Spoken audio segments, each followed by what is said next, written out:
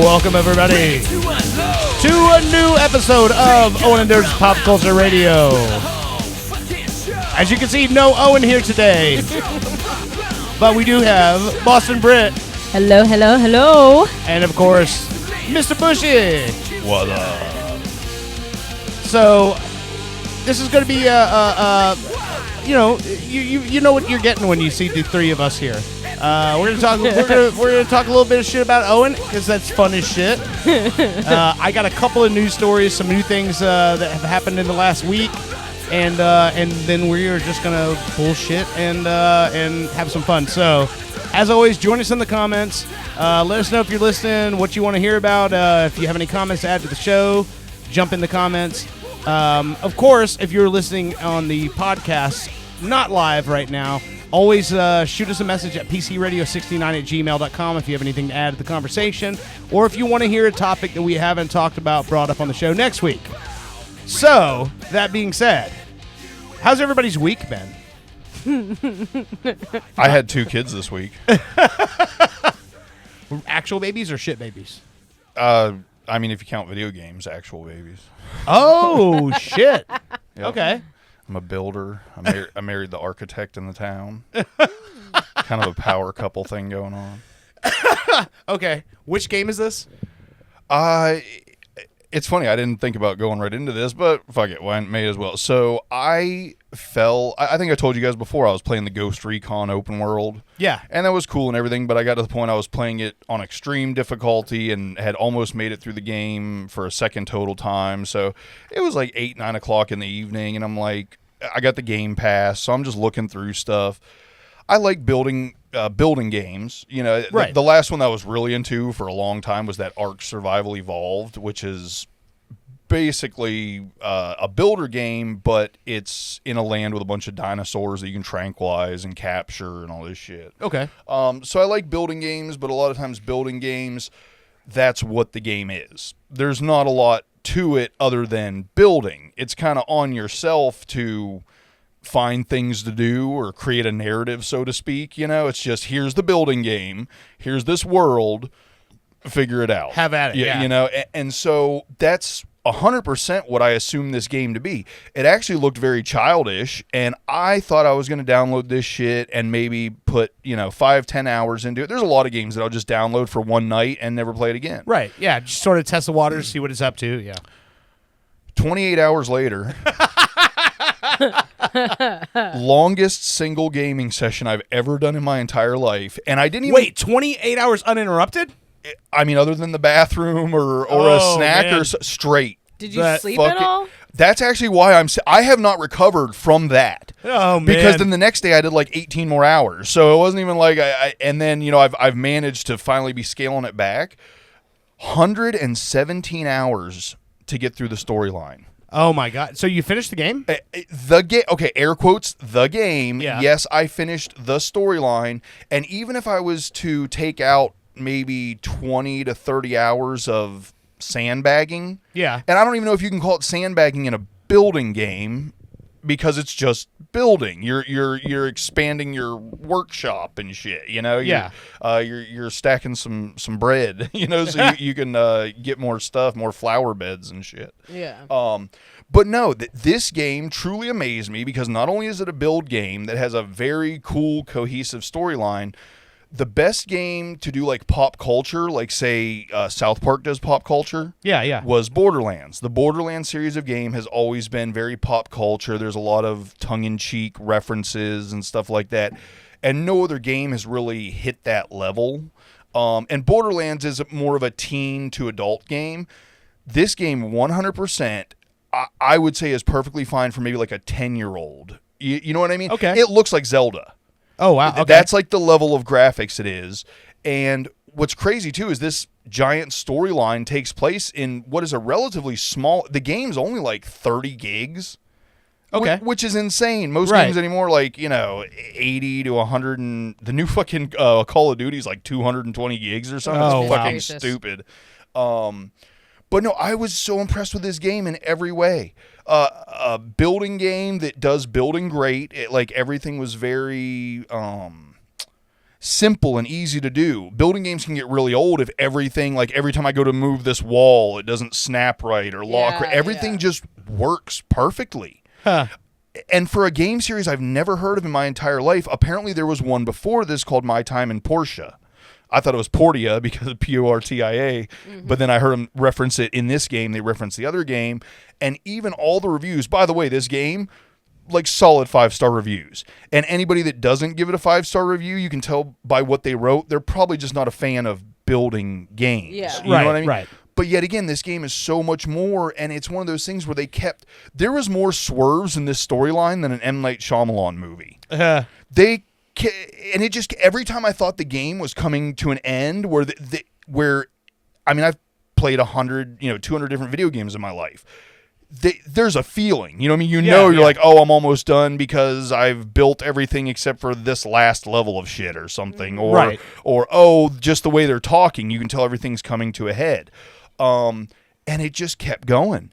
And then another thing, and it's terrible because at this point I've pumped up this game so big to like all the people I know that I'm afraid I'm going to kind of ruin it. Yeah. And and then it goes as far as, like I said, it's a game that could 100% be a child's game.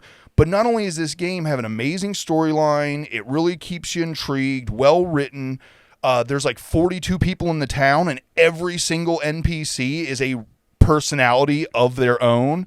I'll ruin a little bit. Like, there's a rancher guy. Yeah. And he says really smart philosophical shit, but it's like really lengthy and drawn out to the point where even your replies will be like, keep listening, struggle to keep your eyes open. You know what I mean? Persist through, you know what I mean? So every single NPC out of 40 NPCs is their own thing. You feel, for a game that looks super cartoony, it does like a living world better than almost any game I've ever played. Oh, wow. Like, you really feel like a camaraderie with What's this. the name of the game again? My Time at Sandrock. And it's all basically about building this town up in a desert that they're trying to greenify the desert. Okay, so they're trying to make a civilization in a place that's not inhabitable. Right, so here's the crazy... I have not got to, in my opinion, what is the best part of the game. This game... So a lot of newer games, we've gotten to the point where it's trying to be woke, but it really pushes it. Choose your pronouns. Right. Are you gay or straight? You know what I mean? They'll ask you. This game encompasses everything and doesn't force anything down your throat. Okay. You know what I mean? Yeah. Right from the start, it's not select a male or female character. It's just, here's all the options. Okay. You can be a dude with boobs, and then in the I mean, I wish I could be a dude with boobs. Well, I mean, you're working on it.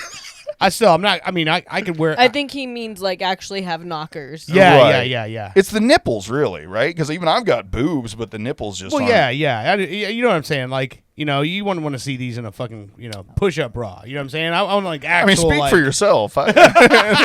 Actual like fucking hangers. I might want to.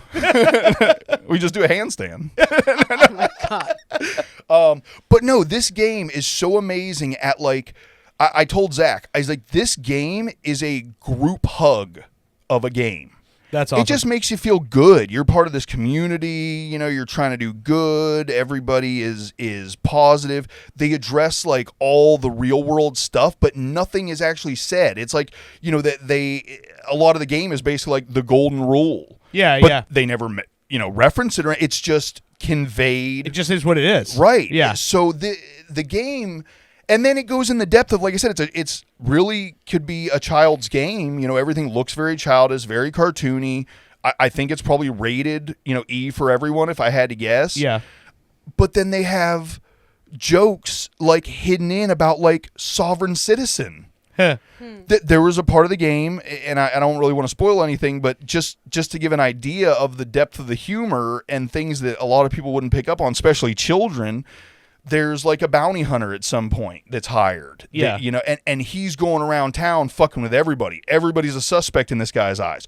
One of the little encounters you come across is the dude and his wife, and she's yelling that the husband's name is Ryan, but she calls him Riri, and and she's a little Asian lady, and she's yelling at Riri, we weren't driving, we were traveling. You know, and then the next line is like, "Are we detained? Because if we're not detained, we can leave." You know what I mean? It's like, that's funny. Am I detained? Am I detained? Right. And I mean, to put that kind of, you know, those kind of lines and jokes into what is essentially like a child's game, fucking amazing. I give the game a 9.5 out of 10. Like, it's fucking awesome. That's Time at fucking Sandrock. Yeah, that's something definitely. I got to check that out. Is it a phone game? No. This is I think it just came out 2023. It's a console game? Yeah, console game. Okay, awesome. I believe with it only being like 32 gigs or something, I imagine it probably ports to like handhelds. I don't know that for sure. I don't know what all systems it's on or anything. Okay. But my sister only does the Switch. Yeah. And I think she said she found it. And she's got it. Okay. Yeah, so she's going to start playing. We attempt to teach Jackson how to play video games. So I'll like put the Legos on and be like, yeah, you gotta smash all this and you gotta, collect all the coins so that way you can buy people and the vehicles and the dinosaurs. I'm doing Jurassic World right now, right. Jurassic Park. And he doesn't get it like whatsoever. He's just like doesn't understand a jump or move or do anything. So we broke out Mortal Kombat. Okay. We let him pick his character. I picked my character. Oh, man. And, Owen showed him what buttons do what and everything. So he knows how to move forward, back. He knows how to punch and kick and jump a little bit. But he beat me a couple of times. But I will tell you, I was trying. Like, I had no mercy whatsoever. That even when he, like, says, okay, Onin, I don't want to play anymore. Here's the controller. I fucking beat the shit out of his avatar. I was still doing all kinds of moves on it, and he died. I think Owen told me that even though Jackson walked out of the room, you're like, a win's a win. Fuck this kid. Exactly. No mercy. Boom, boom, boom, boom. Which is absolutely fucking true. A win is a win.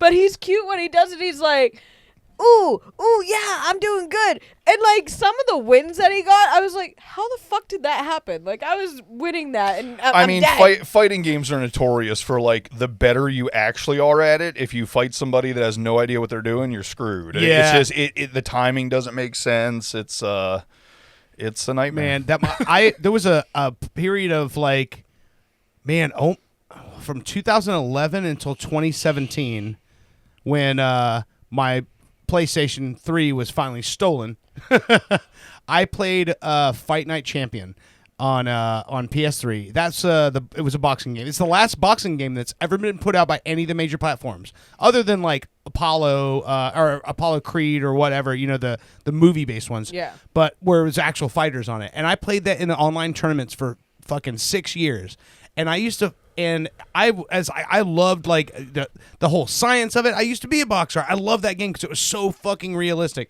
And I'd go in there with somebody who was just fucking coming in and just throwing punches, and you're like, what the fuck do you even do with this? There's no strategy to it. There really isn't. Oh, so you don't know how to be good at boxing. Stop beating me. Yeah.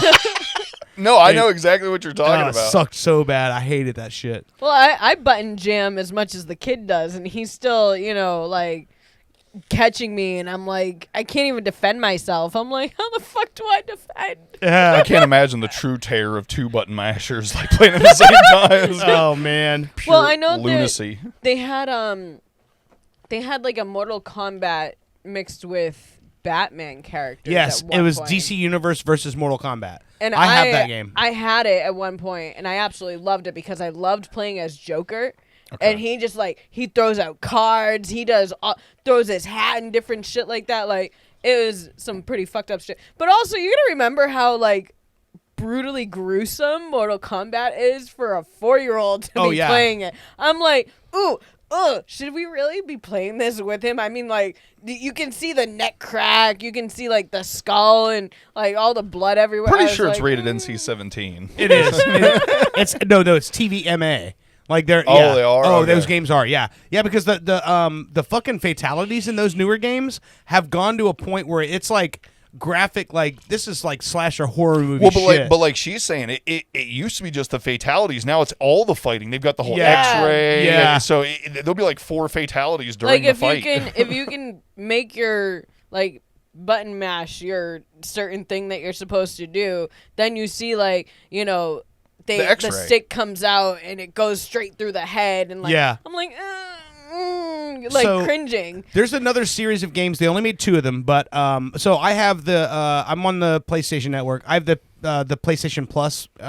So if I want to play my baseball game, MLB The Show online, I have to have the PL, The gold. Yeah, the gold. Plus membership, Yeah. whatever. But the cool thing about it is it has the Game Pass Yep. as part of it, right? So they made 2 games. Deadliest Warrior. Do you remember that show on Discovery Channel or on I think it was on History Channel? Oh yeah. Where Yeah, they pit the different types Yes. of warriors Yeah. against each They other. made 2 of those games. It's like Mortal Kombat, but it's like a knight versus a Shaolin monk or a pirate versus something. They're fucking so. The first one is just like I said, pirate, knight, monk, or ninja, all those things, and then the second one is Deadliest Warriors Legends, and they have like Genghis Khan, Blackbeard, William Wallace, and it's fucking fun as shit. Like, and they're just on the past, so I don't know, like, how those games were received or whatever, but me being a fucking history nerd, they're fucking awesome. And like the thing with the pirate is like pirates had guns. Right. You have a fucking pistol, but you only have a certain number of shots. So if that Most of them ninja only have flips the one. fuck out of Yeah. your way, then you're fucked. And now he's coming at you, and your peg-legged ass is trying to get out of the way. So it's fucking great. I'll take my peg left off and beat you with it. And they didn't skimp on the history, like the actual fucking reality of it. Like William Wallace is a straight up fucking savage. And like it's so crazy, like some of the like details they put into it. And I'm sure that game probably is only popular with fans of the show and history nerds, and that's it. But it's fun, and it's on the the Game Pass. So if you're interested, jump on. It's fucking fun. It's crazy how many games are actually really good games that don't. It's like music. It's the same thing with music. Yeah. There are some songs out there that nobody will ever hear that are just as good as the most popular songs out. You know what I Yeah. mean? And it's the same thing with games. That's why I felt the need to bring up this My Time at Sandrock.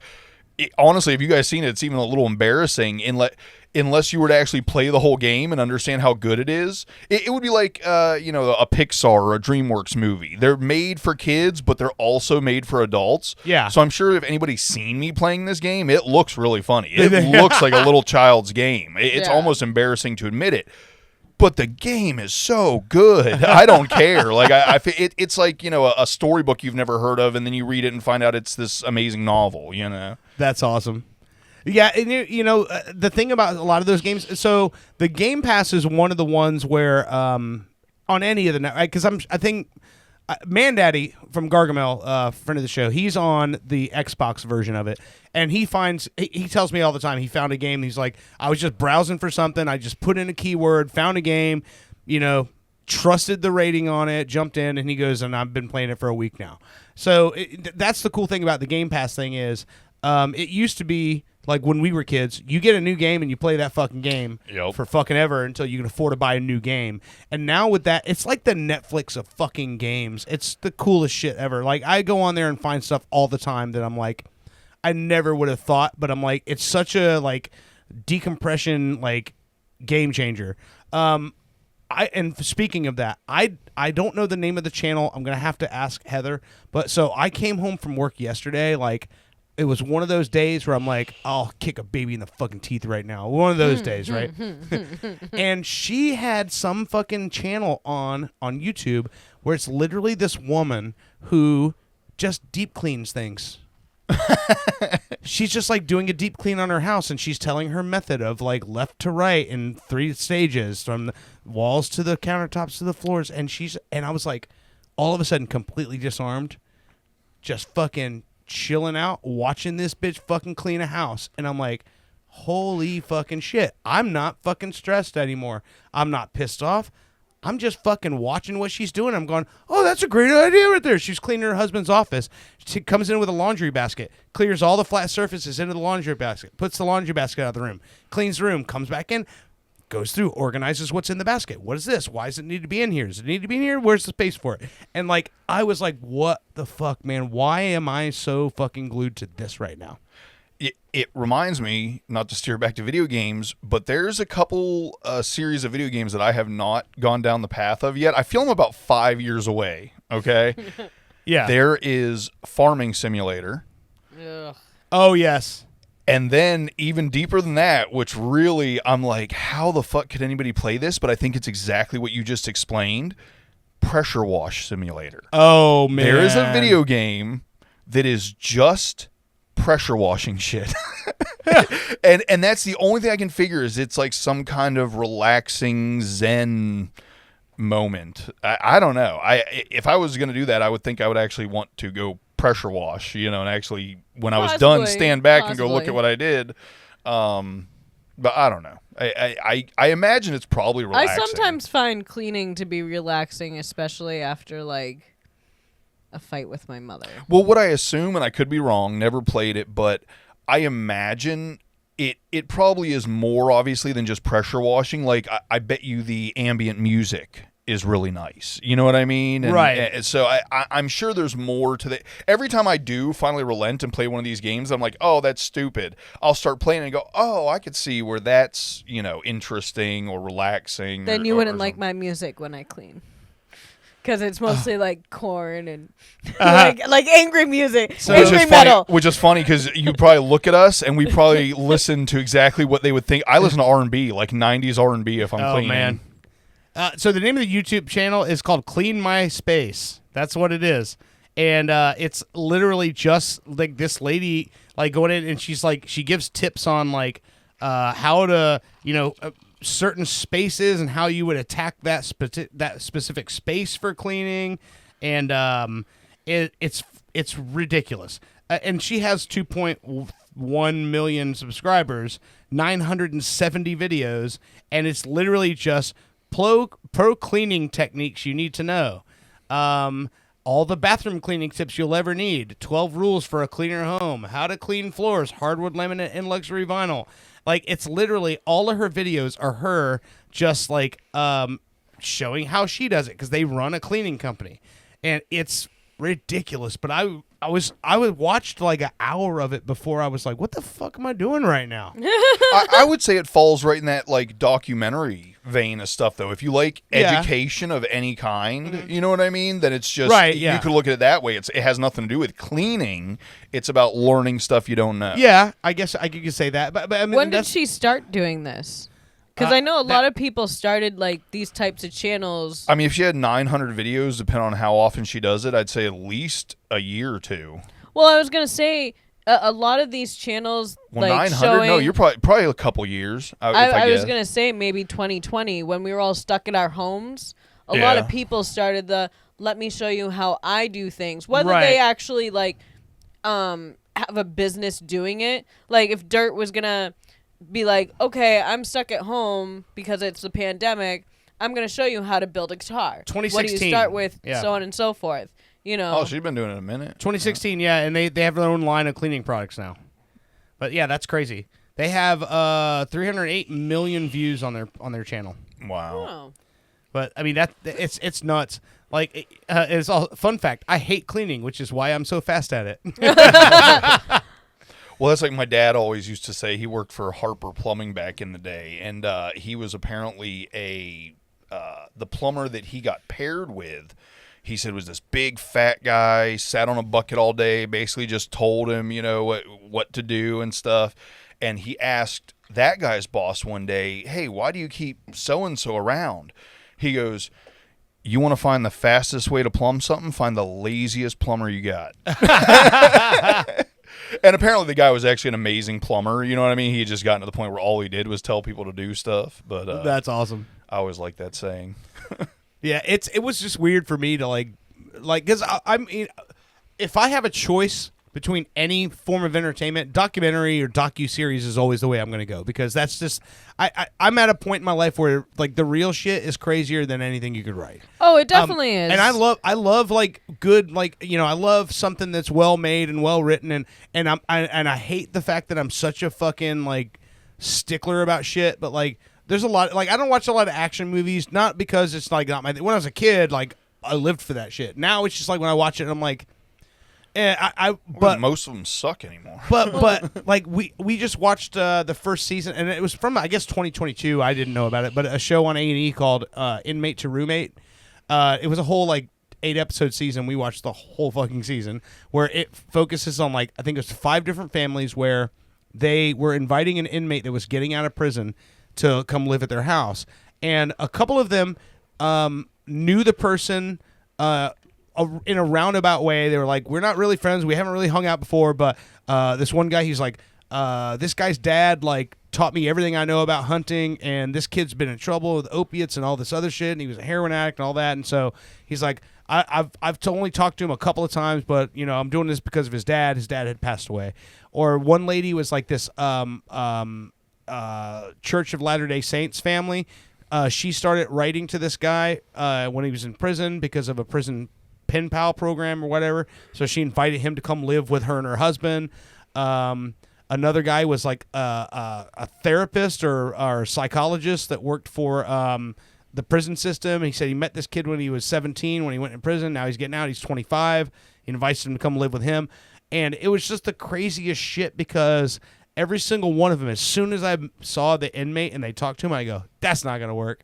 And I was fucking right. I was about to say, I haven't ever watched it. I could probably tell you most of them aren't going to work. The best one was the Mormon family. Oh, God. And the guy who they brought in had just got out after serving 18 years. He got a 10-year sentence for money laundering, racketeering, bank robbery, and he was a New Jersey guy. But Bill, you know, why do you guys talk like this all the fucking time, right? Hey, yeah, I'm coming out. Hey, listen. Oh, yeah, all the chicks, they, you know, hey, let me tell you about that one time I ran for them cops. He was supposed to do 10 years, but he escaped from prison, so he had to do 18.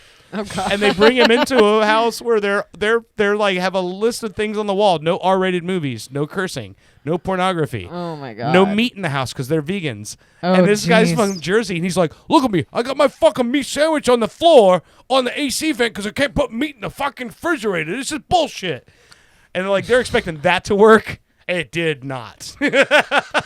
I can tell you, my father back in maybe when I was in high school, he lived out in like Western Mass, like where it's, 2 miles to the next person that lives near you. He did a program where he took 2 inmates at different times into his house. Yeah. And these guys would come to my father's aid for any reason whatsoever. Oh, yeah. Like, they're sweet. Like, one guy's Omar. He has a family and everything. He used to come to Florida and visit my father all the time. The other one, I think, was Jesus.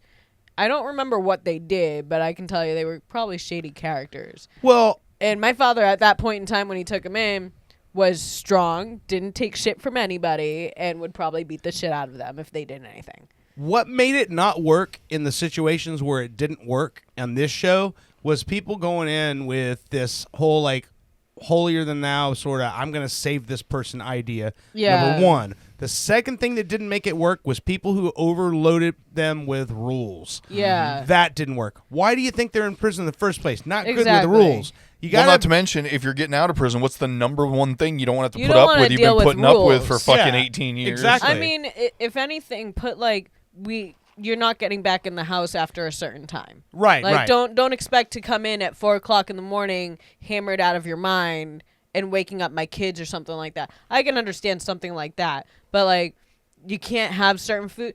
Dude, Yeah. he's been eating prison food for how many fucking years? 18 And you're years, going to tell exactly, him right. that he needs to eat vegan now? No, I'm Yeah. sorry. That's just not going to The- work. Get him a mini fridge, put it in his fucking room, let him have his fucking meat in But there. here's the thing, too. That guy was a total piece of shit. Because what he did, that was so funny to me, is like when she comes down, the lady comes down to the room, and she's the one who'd been writing him all the time. And the husband was saying, she's got such a good heart, but I really think she bit off more she could chew. She comes down to the room because the husband says, the room's a mess. He's not picking up after himself. He's in there talking to his girlfriend that he met through another pen pal situation in California, all hours of the night. They had a 10 o'clock lights out policy, and I'm like, oh, that's kind of like what they have in prison, 10 o'clock lights out, and you're going to tell this guy at 10 o'clock the house goes dark and you got to go to bed? That's like, high school bullshit. You might as well stay in prison. That's like you got a middle schooler. Yeah, bedtime is 10 o'clock. You give the guy a bedtime, he just got out of prison. But the thing was, she comes down to the room and she's like, "You really need to clean up." And she's like one of those really meek, doesn't curse, like, super, super religious. And he goes, "Are you telling me that? You're coming down here and knocking at my door at 2 o'clock in the morning, scantily clad? What are you trying to do? You got a good man up there, and you're coming down here talking to me like this? He doesn't deserve you to come here coming on to me like this." And she's like, "I'm not coming on to you, Bill." "Oh, you're not. You come down here with your negligee on?" And the husband, they catch him, and he goes, "We're Mormon. She doesn't have a negligee. Everything she has covers her from head to toe." And he's trying to turn it into this whole like Jersey Italian sort of thing. "Look, every woman wants to fuck me. Look at me. I'm a fucking stallion. What do you want from me here?" Like, he went directly to that and started being this big talking guy. And I'm like, you watch these people and you're like, it's obviously that's not the fucking situation. She's trying to mission him is what she's doing. But he automatically goes to that, like, guy on the block, and that's because that's what he is. Like, I don't expect anything different from him than to be that guy. Yeah. But like, every single thing they come to him with, he turns into that guy, and he starts calling the husband's manhood into question. "Well, you don't let her fucking control you like this?" And the husband goes, "She just said she was going to leave the decision up to me." "Yeah, that's what she says because the fucking camera's around. She fucking got your balls in a bag, buddy." And then, like, he turns into that guy in every instance, and I'm like, there's no way this was ever going to work. I will say, I think if I'm with someone and they start pen pal and prisoners, I'm already out. Like, I don't. She I'm like, did it. It was part of. I get it. It's a religious thing. Yeah, it was a church thing. Still weird to me. Yeah. I mean, I remember in school. I think when I was in high school. Now, mind you, it was a Catholic school. I think they had us like pen pal. Like Navy and Army guys, like that were overseas, like saying, "I hope you have a great Christmas, Thanksgiving." But I think that's something that religious customs do, is like try to bring other people into their religion by being like, "Oh, hey, we're gonna start talking to you and see if we can turn your life around, or make sure that you have." Family and friends back home, whether you actually know them or not. Right. It's called grooming. It's okay when it's for religion. I think the funniest part of that show, though, was that the ones that worked was because they were people who were already strong-willed, like you said, like your dad. Like, there was this woman from Cleveland, Ohio, and she was probably, I'd say, early 60s black woman. Mm-hmm. She had been to prison when she was in her early 20s. Almost lost custody of her son because of it, and basically built her life back up. And she was just this old black woman that was respected in the community. Her son was coming around all the time, and she said it was a friend of a friend that brought this guy in contact with her. He didn't have a place to go, and when he first got out, he fucking assed out. Like, she's like, he shows up she goes with his brother to the prison with him, picks him up. He comes back to the house, and he's like. And she's like, "Well, I've got some meals planned out for you." And he's like, "Well, I got to go see all my homies that I haven't, been seeing in all these time." And she's like, "All right, well, I thought we were going to spend some time together, get to know each other." And he's like, we got time for that, but I got to go see all the people I haven't seen. He didn't come back for 2 days. When he did show back up, she let him have it. I bet. And the next thing you know, she's like, I'm not loaning you money. She's like, "I'm giving you this money. We're going to a janitorial supply store. I'm going to show you how I clean apartments and houses and office buildings, and that's how I make money." By the series is over, this motherfucker's got his own business cleaning offices, and he treats this woman like she is the greatest thing he's ever met in his life. Those are the people that it works in that situation. Well, she's been there. She's seen it. She's helping him get in contact with his daughter again when his wife wants him to just fucking roll over in a ditch and die. Like, those are the people that it helps. You have to have someone who's been there before or who's strong-willed enough to tell you go fuck yourself when you're being an asshole. Yeah. Well, I know my father, he came back 100% disabled from Vietnam because, like, his lunacy and bipolar and everything.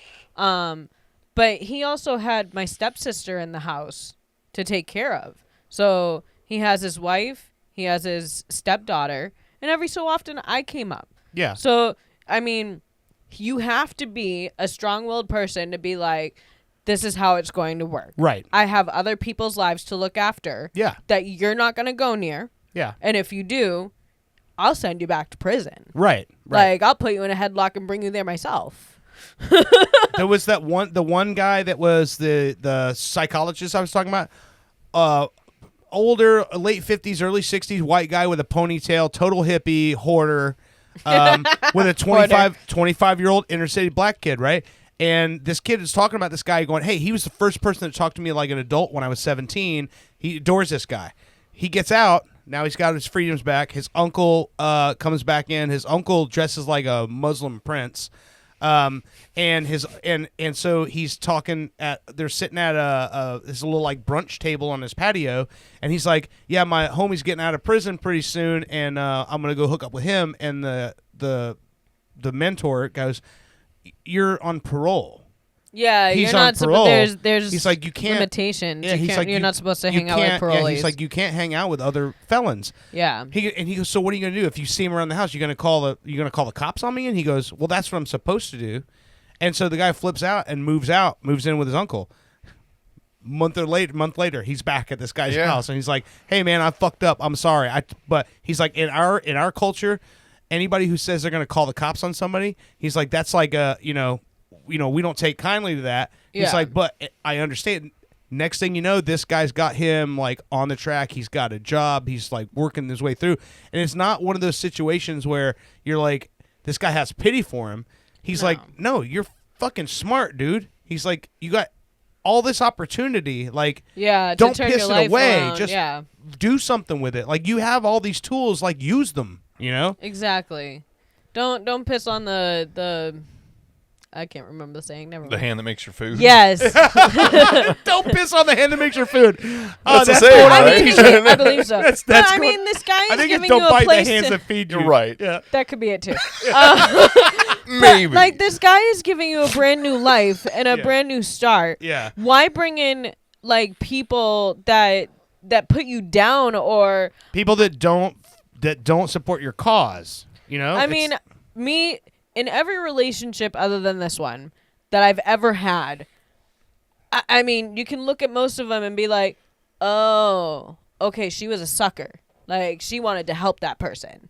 Yeah. That's the reason why she was in the relationship with them. Like, they were sleeping on the floor in a room when they made the money, and the brother didn't make shit for money and is living in a king-size bed. It took me 20 years to Like- realize part of the reason I'm probably still single is because I wasn't experiencing anything that needed fixed. You know what I mean? Like I'm not some project, you know? I was just Well, I've given money.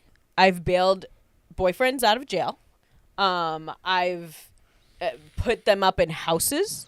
I've dated women who bought their ex's cars, and I'm like, damn, I missed it by like, one relationship. If I was one relationship earlier, I'd have a car. Like, I mean, I paid off their drug dealers. Like, I have done everything for the people that I thought that I wanted a relationship with. But like, I come to the conclusion that I'm better than that, and I need somebody who meets my intelligence and, need for love and wants a real family and a real life. Yeah. Not somebody that I need to fix. Yeah, and that's the thing too, is what you see like recurring time and time again in all of these type of stories is that you see people who have and it's obvious, they were on the wrong side of the law, so they're used to the one guy was saying, he's like, I'm gonna find a job where I make $2,000 a week, and she's like, that's not possible. That's not realistic. Yeah.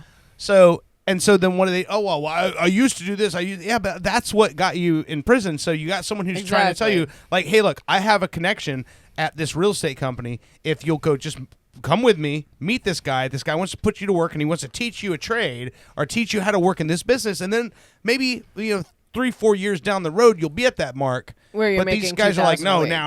now. And It's it's addicting. I know. It's very difficult when you go from making, $1,000 to $2,000 a day for no physical labor, Right. and then people tell you you're going to work 8 hours, for a couple $100. It's Well, no, it's hard to 100%. swallow. And I can get that. Yeah. Before I moved down here, like I wouldn't get out for less than $100 for 4 hours. Right. Like some of my gigs, I would work an hour, and they would charge a 4-hour mini, which means I would get $100 just for working an hour. Yeah. Like, I Right. mean, I'm sorry, I was a Sure. spoiled bitch at that point. No, when I it can came get to that. money. I get that. Yeah. I get can make that. $10,000 in 2 months, and Well, even spend do it like it's nothing. I came up, I either worked for myself or my parents for, most of my early life. So, I was used to, even just working for a week and getting a few grand, but working for a week and then finding out you get like 200 or 300, or you get maybe yeah. $400, and then after taxes Yeah. you get like $250 is just Exactly. insane. When Yeah. you're like, Exactly.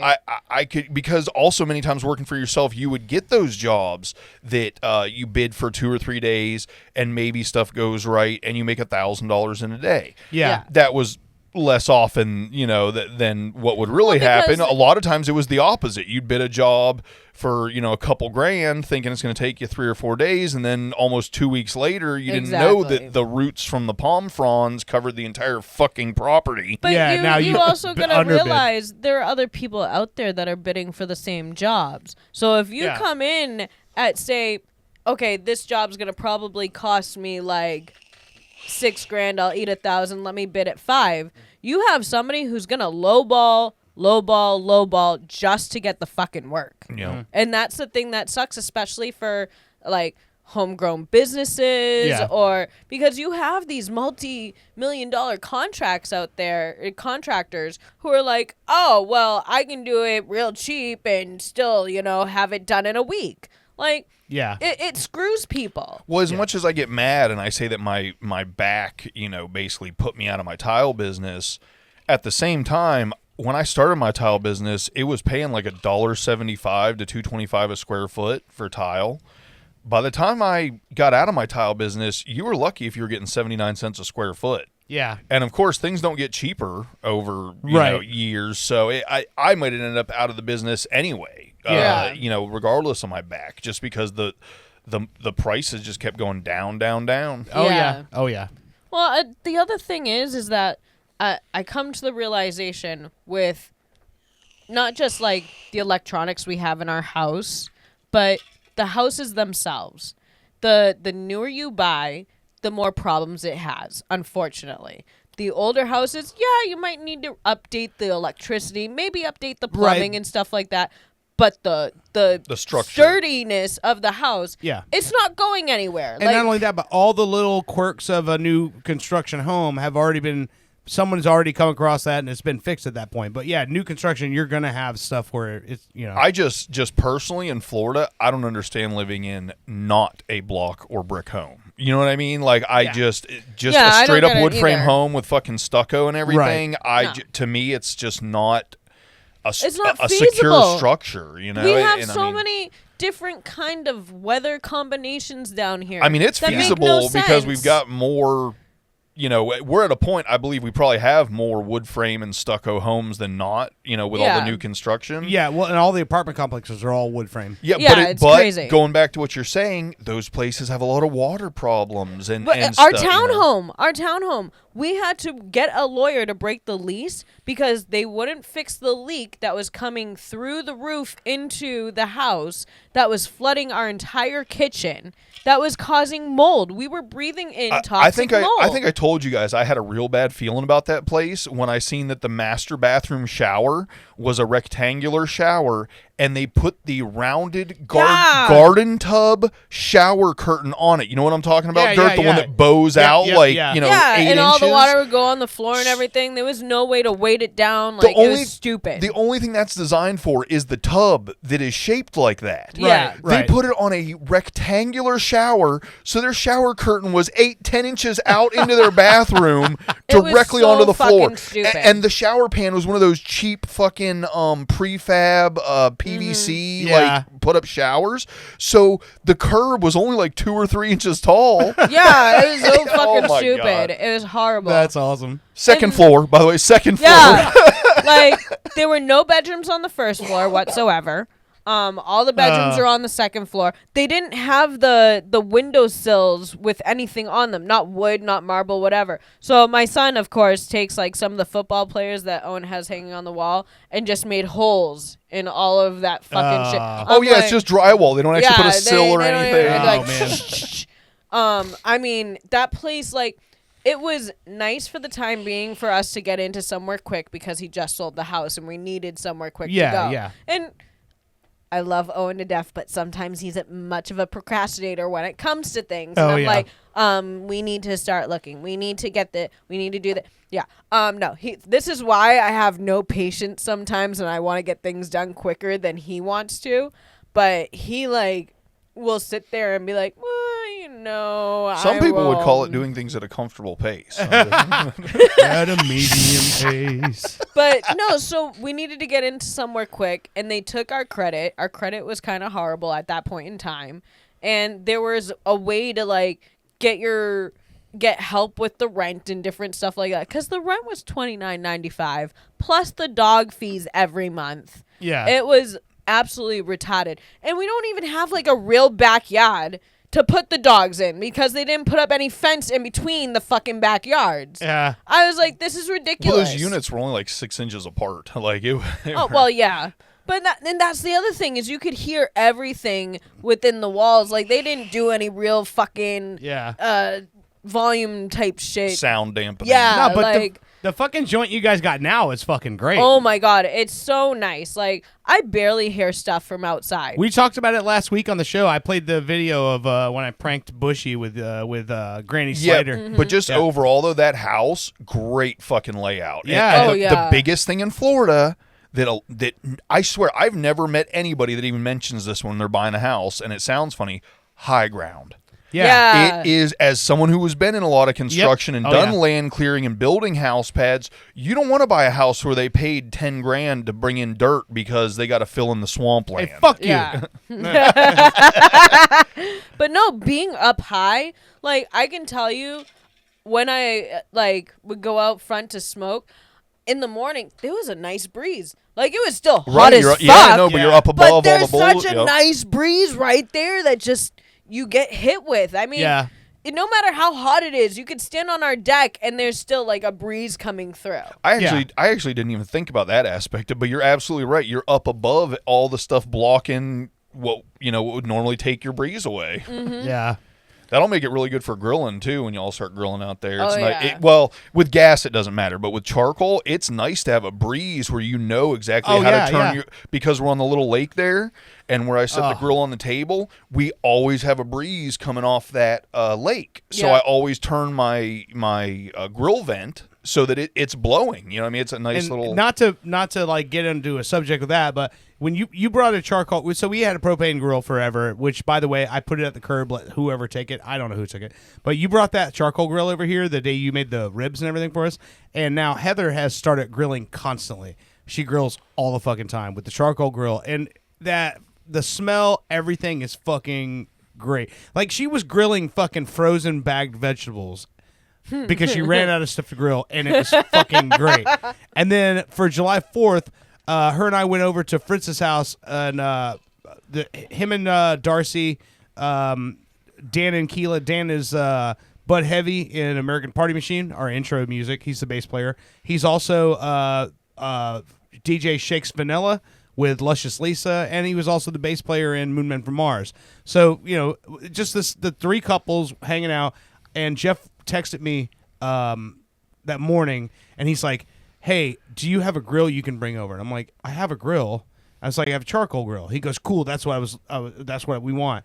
And I'm like, fuck it, I'm not bringing this grill over there. So I went to Walmart, I bought him a fucking charcoal grill, same grill we got out here, and I bought him the little fucking starter chimney charcoal, and I brought it over there, and that motherfucker's gonna be grilling shit constantly now. It's just really funny because if you count Heather as one, Yeah. now Fritz is two. Yeah. Zach, my buddy, kind of started doing the same thing when got it, and then apparently so he lives with his ex-girlfriend's parents, like they're all still friends and everything. And for Father's Day, the whole family was talking about buying him this expensive gas grill.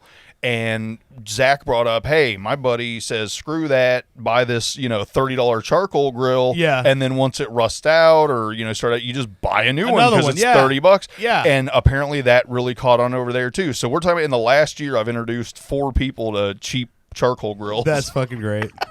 Oh, man. So I want to take a quick break here. I've got a couple topics I want to jump into for the second segment. But so this musical guest, speaking of 4th of July, Mr. DJ Shakes Vanilla, Bud Heavy, whatever incarnation you want to you call him, he introduced me to a musical artist that I had not heard of before.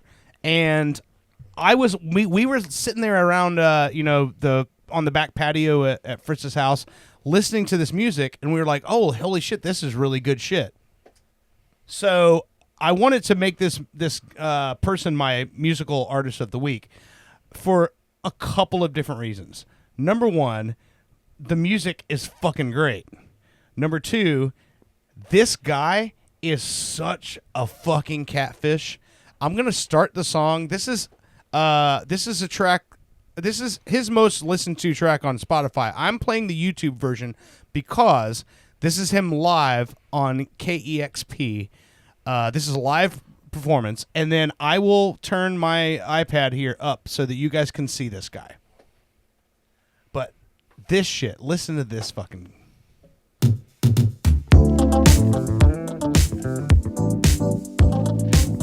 I like anything in that yacht rock vein. Yes.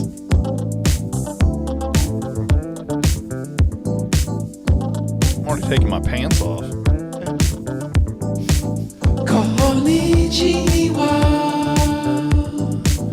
My love. Say konnichiwa.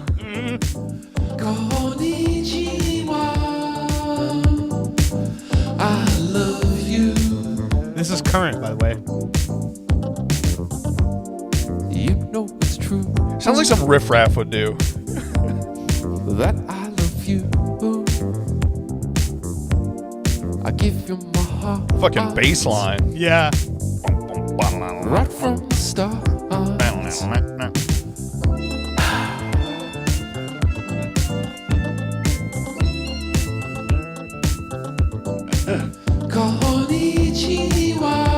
Okay, so this is Donny Benet.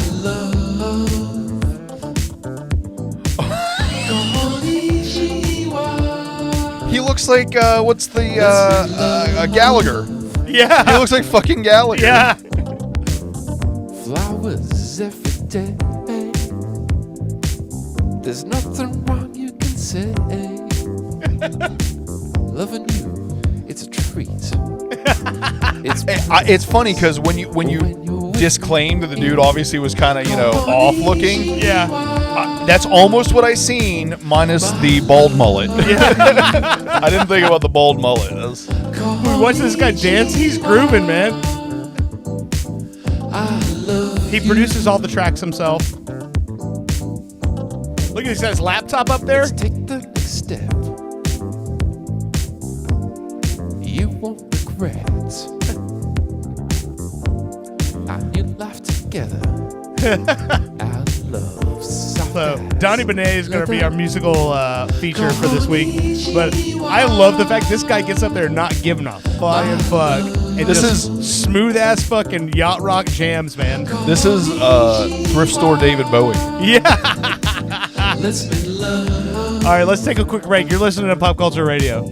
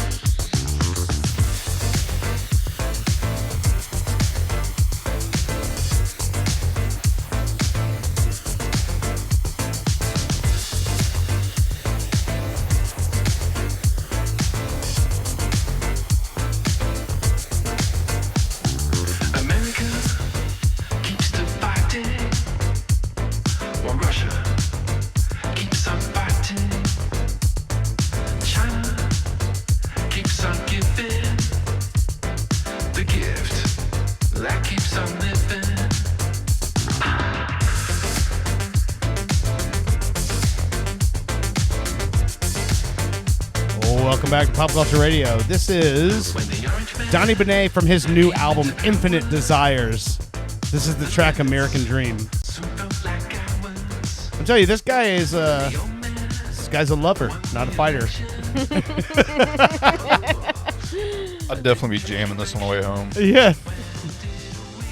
You know, on my Facebook, it says that I'm a lover and a fighter. That makes sense. Listen to that hook.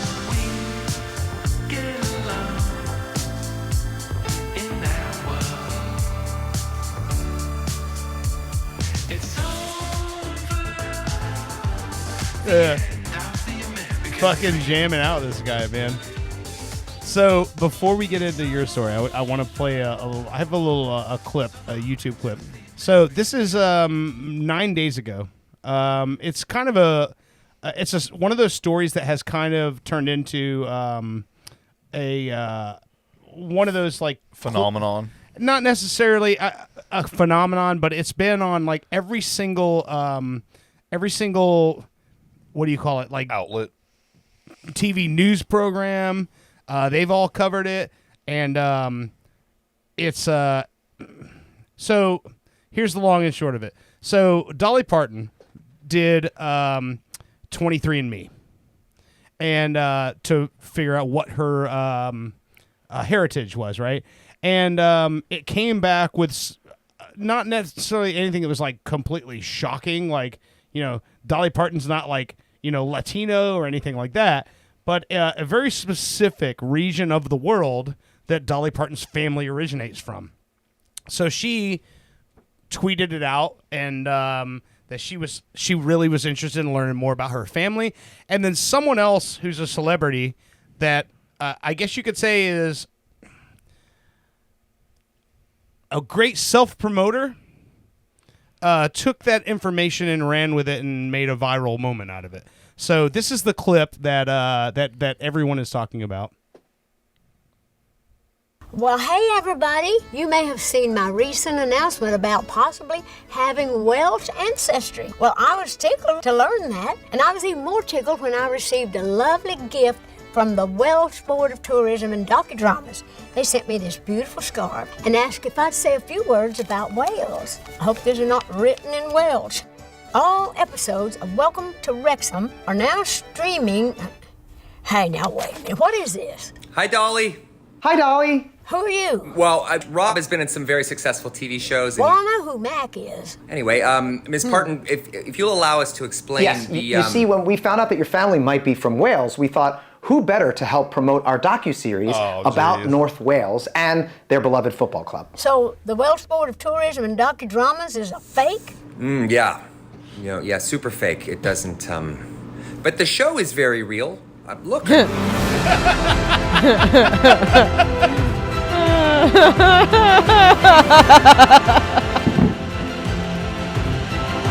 Wrexham is the most special gift I've ever had in my life. Well, that is just so nice, it makes me kind of homesick. Oh, thank you, Dolly. That really means a lot. You know, Ms. Parton, the show's theme song is actually, it's about singing when you win. So, Hey, I was... don't push it, other guy. Loud and clear. Okay. Don't push it, other guy. Oh my goodness. I like when he goes, well, you know, Rob's been in some very successful TV shows, and she goes, I know who Mac is. I swear, it's like these dudes are smart enough. They're sitting around and they're like, how could we make what is already the most wholesome story of the year more wholesome? How do we sprinkle a little more wholesome on there? Exactly. Yeah, you get Dolly fucking Parton involved. But it's like completely true. Like, she did her 23andMe, and it turns out her family has Welsh heritage. And so, of course, Ryan Reynolds and Rob McElhenney are going to jump on that. Yeah. So, but how amazing would that be to get Dolly Parton to a Wrexham game? Yeah, exactly. Like, is there a better guest that you can go, hey, Wales, hey, all of the people of Wrexham, come show up today, come welcome Dolly Parton to Wales. Like, how crazy is that? That's fun. That would be awesome. The only one better would be Betty White if she, right? If she Yeah, hadn't died yet. yeah. Honestly, I thought you were going to tell me somehow that Betty White and Dolly Parton were related. Oh man, I wouldn't be surprised. I was about to say, it just makes sense in some weird Yeah. way. It does, and it's like and I think that's one of those things. Like with us, like we liken celebrities into groups because of their personality, or just like both of those people, Dolly Parton and Betty White, are people who like sort of cut a whole bunch of cloth in directions that people didn't expect. Exactly. Like, what was that movie with Betty White and Ryan Reynolds and Sandra Bullock, The Proposal? Yeah. I love that movie. Remember? I And cannot stop Betty watching White's it. out in the woods dancing around Yeah, a campfire she's singing like she's skeet, native- skeet, motherfucker. Like she's, Yeah. She's very Native American in that movie, Yeah. and so she's like chanting about like them getting married and like saying like thank you to the gods and everything to her own thing, and then Sandra Bullock just happens upon her, and She's in going the to the woods, windows. and, Yeah. and she's like chant something, and she's like what am I supposed to chant? Like so she's like. To the windows, to the windows, to the walls, to the sweat drop down my balls. Just the whole thing. Ryan Reynolds just walks up and is like, And Betty White's dancing in a circle Balls? going, skeet, skeet, skeet, skeet, motherfucker. Yeah. it's so funny. I like, oh my God, I love that movie. I think that I kind of make Owen sick with that movie sometimes because it's on Hulu. So I just kind of every so often pick it up and start watching it. And he knows like it's one of my favorites because I love Sandra Bullock and I love Ryan Reynolds. Betty White is so funny in it. It's such a cute movie. It's really funny. I love it. I don't know if I've ever seen it. The premise of the movie is that Ryan Reynolds is Sandra Bullock's assistant. Like he's like her, administrative assistant. And she's an uptight bitch. Yeah, and so she pretends that he's her boyfriend in order to like. She's Canadian, Very. and they find out that her visa has not been renewed at the company. Like the company finds out that she's in America illegally, so they're Spoilers. trying to send her back. And so, like in this meeting, Ryan Reynolds comes in to try to get her out of the meeting. And she's like, no, go away. And then she has like this idea pop in her head, like, oh, well, we're getting married. Yeah. So, that should work everything out, right? And he's looking at her like, what the fuck is going on here? Like, everybody hates this woman. She's like the demon that you don't want to deal with at work. So he's like, I hate you. Like, I don't go see my family for holidays because of you. So... Well, so Betty there's White- like they're already married. Yeah, exactly. Betty White plays his grandmother, I think, right? Yeah, and she's supposed to be having a 90th birthday party. So Yeah. he's only allowed to go visit his family every 3 years because of his work schedule that she makes for him. So this was the year he was going to go visit, and now he has to bring her with him and pretend that they're getting married. And hijinks ensue. Right. Beat me to it. But no, it's such a great movie. I love it. It's heartfelt and comedy filled and everything. Well, do you remember Betty White's line in Deep Blue Sea? Oh, no, it was not Deep Blue Sea. It was the one with the giant crocodile. What was that one called? Lake Placid. Yeah. Lake Placid. You remember it? The alligator out there, and what one of them says, is the beast really out there? And she goes, it is, and I hope it eats your fucking friends. Oh goodness. She was so awesome. She was. Oh man. When she was in Hutton, Cleveland, one of the girls, like when Facebook was really like, big, she's like, "Oh, you should get Facebook. Keep in touch with your friends." And she's like, "If I want to keep in touch with my friends, sweetie, I have to get a Ouija board." Most of my friends are dead. When I was younger, I want to say I was probably like 19 maybe at the time. So I was working in the Winter Park area in the car dealerships and stuff. So we got this idea that like during lunch break, me and a couple of the guys, we would go down and we would just hop on a hole at the Winter Park golf course. Like right there. Oh, that And is just not play, what I right? thought you meant. No. And we would just play through, right? And it worked pretty good for us. Like most of these guys that were playing now, they're all old retirees. And so I hit the ball off this tee, and I hit it over New York Avenue and into the cemetery. And so, and while these guys are waiting behind us to play, and I'm like, fuck. And so I go, I'll just drop one. And this old man goes, fuck that. You play the ball where it lays. And I go, out of the cemetery? And he goes, those are my friends over there, and I don't give a fuck. That's great. That's awesome. Yeah. That's great. That's awesome on a couple levels. That's really funny. So while we're on that, so we got breaking news today before the show started. John Landau passed away, 63 years old. Cancer took him. Was it cancer? I didn't see what it was. Yep. I mean, you're talking about a juggernaut in Hollywood as a producer.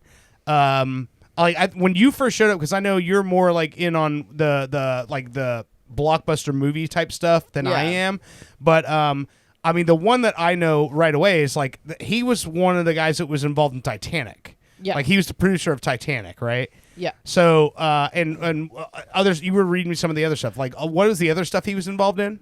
He also was involved in Avatar. I gotta pull it up now. I think you said Honey, I Shrunk the Kids. Yes, he right? co-produced Honey, I Shrunk the Kids. That's a big one. That's one of the greatest movies. Yeah, Rick Moranis. Yeah. Titanic, Avatar.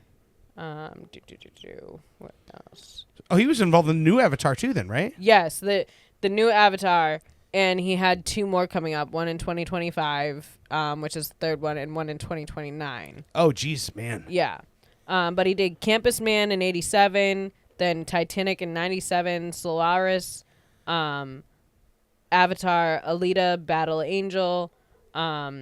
He also was co-producer for Dick Tracy. Oh, wow. Yeah. But I also read that he was an executive for what's it called? Universal.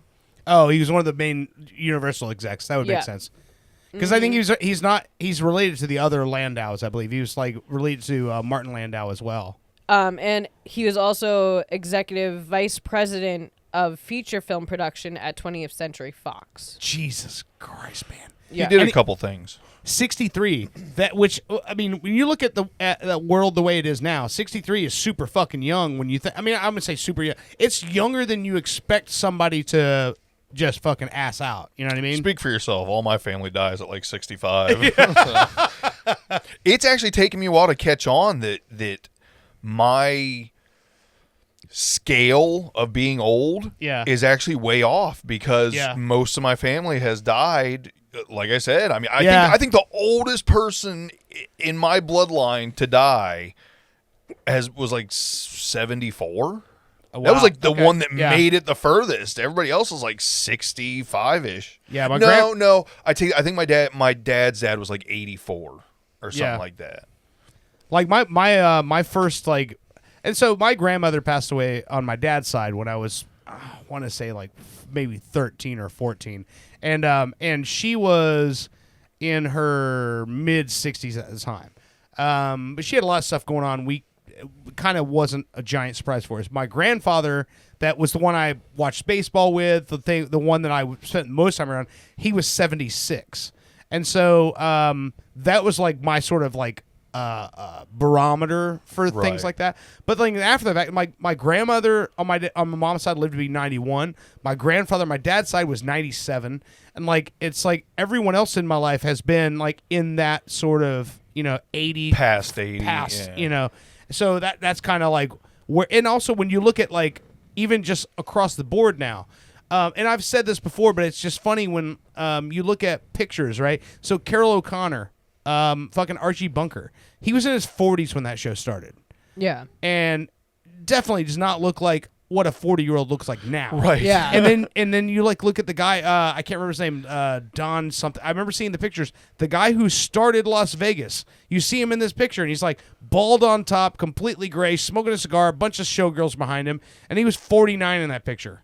Yeah. Well, that was also during the time they tell you alcohol and cigarettes was good for you. Yeah. So that could have something to do with it. Well, there wasn't as many health, weariness. Everybody that lived in the era of foil ashtrays. Yeah. There's had some health problems. My father's side, his father died way before I was even thought of. Right.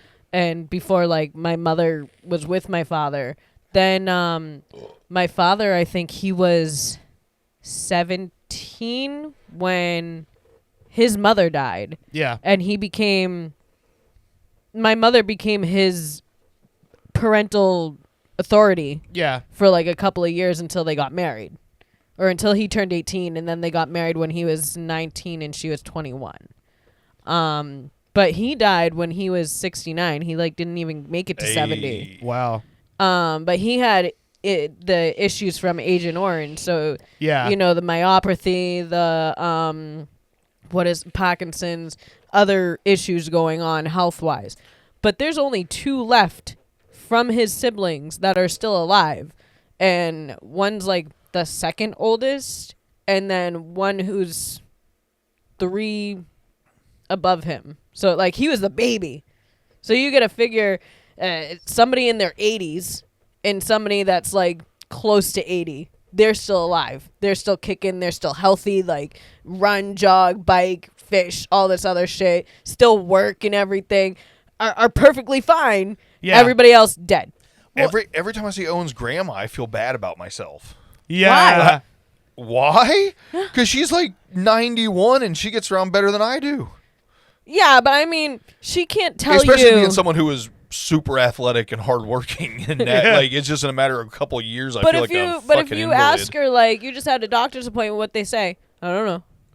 What are these pills for? I don't know. I just know when I take them. But she's still doing good. That's just yeah. tough as shit. She's too tough to die. Also, it's like, you're too old to give a fuck about that shit. Yeah. Right. Like, why do I care what the doctor said? I'm fucking 90 years old. Like, even if what he just said is bad news, how long is it going to take me out? Like, I'm already 90. She's already beaten the odds. Yeah. A couple times. So. Well, even like my mother's side of the family, my grandfather, I was 4 or 5 when he passed away from a heart attack, and he took somebody out with him because he was driving. Oh. He got to the top of the street and That's he not had a funny, heart. by the way. It's not, but I mean, his car rolled backwards and took out the guy in the other car. It might not be funny in that context, but it is also a bumper sticker. And my grandmother, she had Alzheimer's, and it got to the point where she could no longer talk, eat, didn't know what was going on around her. So she was on morphine. We got the call like, hey, it's going to be any day now. Well, just a few months ago when we did the show with Aaron Fector, right? Aaron, my dad, my uncle, all those guys. So Aaron and my uncle Kurt, 72, my dad, 74. Did it seem like we had 3 70-year-olds in here? And I'm telling you, they came off 10 years younger than my dad was when he passed. That was the day you guys did push-ups, right? Yeah.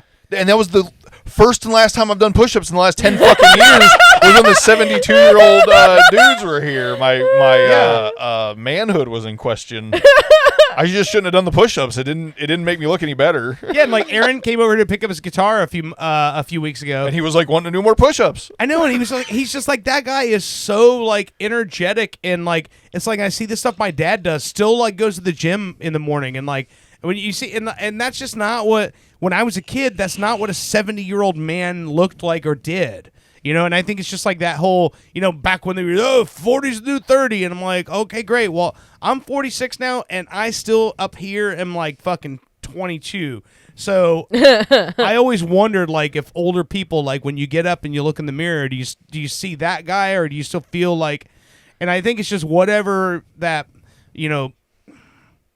peak maturity that you reach, I think you kind of feel like that person, and then things happen that remind you that you're not. I don't know. I also think it is because, like, I can tell you, growing up with my mother was like the most nervous, like could barely get through a meal without choking on something, like so stressed out about everything in life.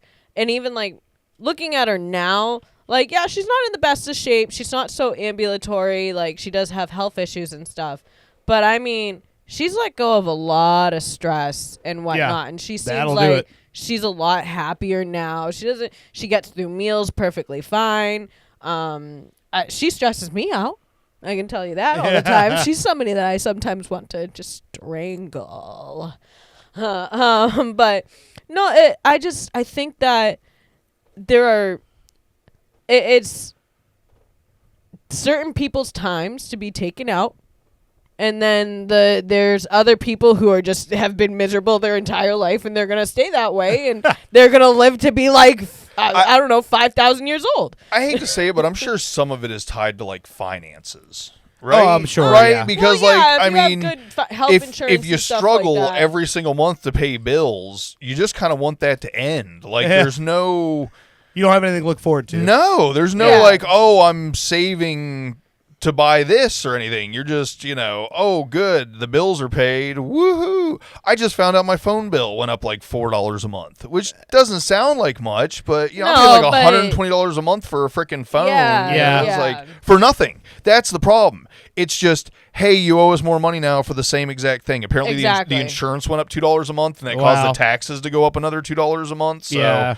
now it's $117.44 instead of $113 something. That's And crazy. it's like, man, guys, like, everybody that has the ability to up what they're charging is just doing it, and Exactly. and the people across the board, for the most part, aren't making more money. I mean, not to Yeah. Right. Well, I think I don't want to get anything political, No, I know but what I'm you just mean. saying Yeah. is, But it's so rough true. right now. It really is. And like, I think about like the houses that I used to live in Mass and what they're going for, like right now, are like 1.5, and I'm like, I can't even fathom trying to mortgage a house for 1.5. That's the size of the house I have right now. Right. It barely crosses my mind how to do something like that. Yeah. Like, is it gonna blow me? You look out at the world and you would think everybody, like, you would think middle class salary now is like $500,000 a year. You know what I mean? exactly. Like, Yeah, yeah. it's I don't know. I It's know. crazy. I know a lot of it has to do with the fact that, like, even if they're not making a ton of money, if you've worked at the same job for 20 years and you're good with your money, that ends up being somewhere. Me personally, I had so many, like, it was never a constant up. It was always peaks and valleys. You Right, know what I mean? right. Like, I'd be doing good, making a couple grand a week, if not $1,000 a day at times, with the water sales and everything. And then, just through moral or physical things that I've had to overcome, is up and down. And right now, just with my physical limitations, it's down. Yeah. So it's hard to be optimistic about shit when it's like, the big thing that's happened in the last couple of years for me is we got a new septic tank. Yeah. Woo! You know what I mean? And along with a $180 a month payment, just so there's a tank my turds go to. Well, so for the past like few months, my system's still been like fucked up after having a kid, and I'm still like stressed out because when you breastfeed, you don't get your period. It's Okay. almost like Same girl. it's almost like a non-real way to not get pregnant. As long as you breastfeed, you're not going to get pregnant. Okay. For some reason. I don't know how that works out, but whatever. I need to find somebody to suck my titties. But it drives me insane because I'm so drained because all night long, if she doesn't sleep in her crib, she's stuck to me. Yeah. So I got 2 dead arms. I have to keep constantly switching with her, which wakes her up a little bit, and then I got to feed her to get her to go back asleep. And it's like, I don't sleep. So now, not only can I not eat because I don't sleep because I feel sick, like I'm going to throw up all the time, nothing's tasting the same, nothing, like, I'm not getting enough sleep, and then I'm on edge, and then when Jackson wants to play with her and he gets a little rough, like, I love him. I do. We both love him. But he repeats himself. He wants to help out, and he's not very helpful. There are a few times he is, but he's not very helpful. With the putting stuff on the deck. Yeah. He loves to go over and just move everything. Like, he had stuff set up to put up the couple of railings we got, right? Yeah. And he had it all marked where this is going to go. And Jackson takes everything and hides it throughout the fucking yard. The marker, the screws, the pieces to put the railings in, everything. He just, for some reason, I'll And then help. because he's a fucking preschooler, he doesn't remember where he hid it. No, you literally ask him, like, go find it, go get it. And he has, like, no idea at that point what you're talking about or that he, like, did anything. So you're going to run around the yard trying to find shit. And then he doesn't always close our glass door. and that lets the dogs out. And Archie is the antagonizer. Who let the dogs out? Jackson. Okay. Roof, roof, roof. I'll call the Baja Man and let him know. But so Archie's the antagonizer. Hey, Baja Man. I think I solved your problem. It was Jackson. He goes in out there Toodaloo. and barks at everything. A leaf fucking flutters onto the ground and he's barking at it, which calls all the dogs in the neighborhood to get let out at the same time. We just So he planted really bushes. did let all the dogs out. Yes, he did. The whole neighborhood. And all the bushes now are being run over by Tucker. So they're all like starting to die and they're laying over and like I just, oh my God. And Owen wants to kill the dog and Jackson, and I'm like, What does that have to do with breastfeeding? I'm trying to follow the story, but I lost it somewhere. So going I'm back saying to I'm that, listening. going back to that, my system's still messed up. Like getting all my pee out doesn't work anymore. This is going to end in turds in a septic tank, I think. Your but PO. You're on probation? No, peeing. Oh. I go and pee. I can't get it I all peed. out. Oh. When I go and scream at Jackson for doing something like it, Anyways, Wait, but you pee when you scream? it's a long story, okay? Like I've done that a handful of times. I've never pee screamed. I have. but, It wasn't my finest moment, but it happened. Is it the louder you taking that scream, one does it go back. further? You're like, ah! It's like turning a fountain up. Occasionally. It's like when someone's holding the hose and somebody else is turning it on, like higher and lower. So with the going Depends back on to who you ask in that 7-Eleven. going back to the breastfeeding part of it, it makes you so drained because you're not getting enough calories in to actually keep your body working. So to keep up with her and all her needs throughout the day, and then when he's at work, keeping up with the dogs and Jackson and her, I'm like, I can't even focus right, that I just want to kill everything that moves. So that's the dogs, Jackson, the baby, Owen when he gets home. Like, I had the baby sleep on Friday. She was nicely asleep, and Owen comes back, and Archie starts fucking barking. And she wakes up and is crying her eyes out. I'm like, I can't do it. I can't. Like, I need help.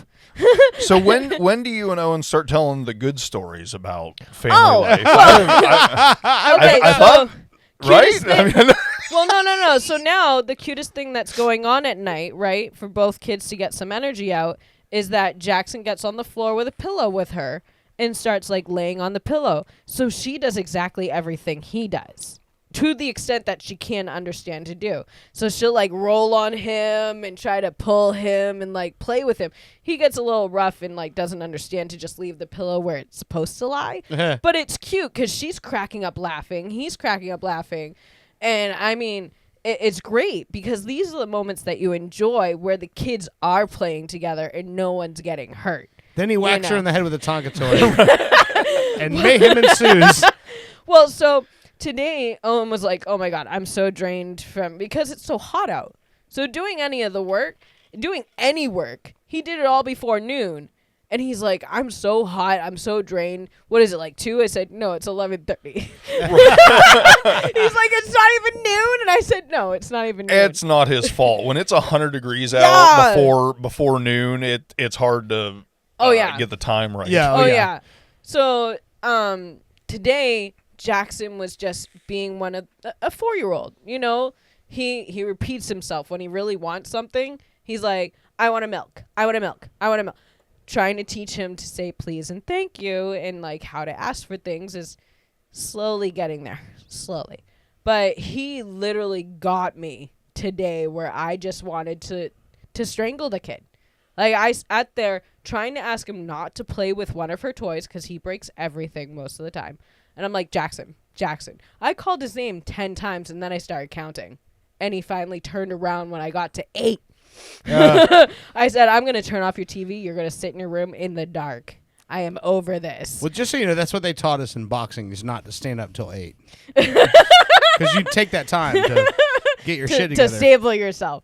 But Find all your body parts, make sure they get back to the right place, then stand up. You wait. I was so livid. And Owen was taking a nap at this point in time on the couch, so he kind of heard like what was going on. He didn't know exactly.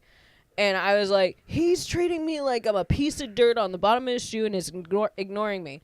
So he takes care of the disciplining of Jackson because at some point I might strangle him. It's like it's all in the betterment of the kid. Yeah.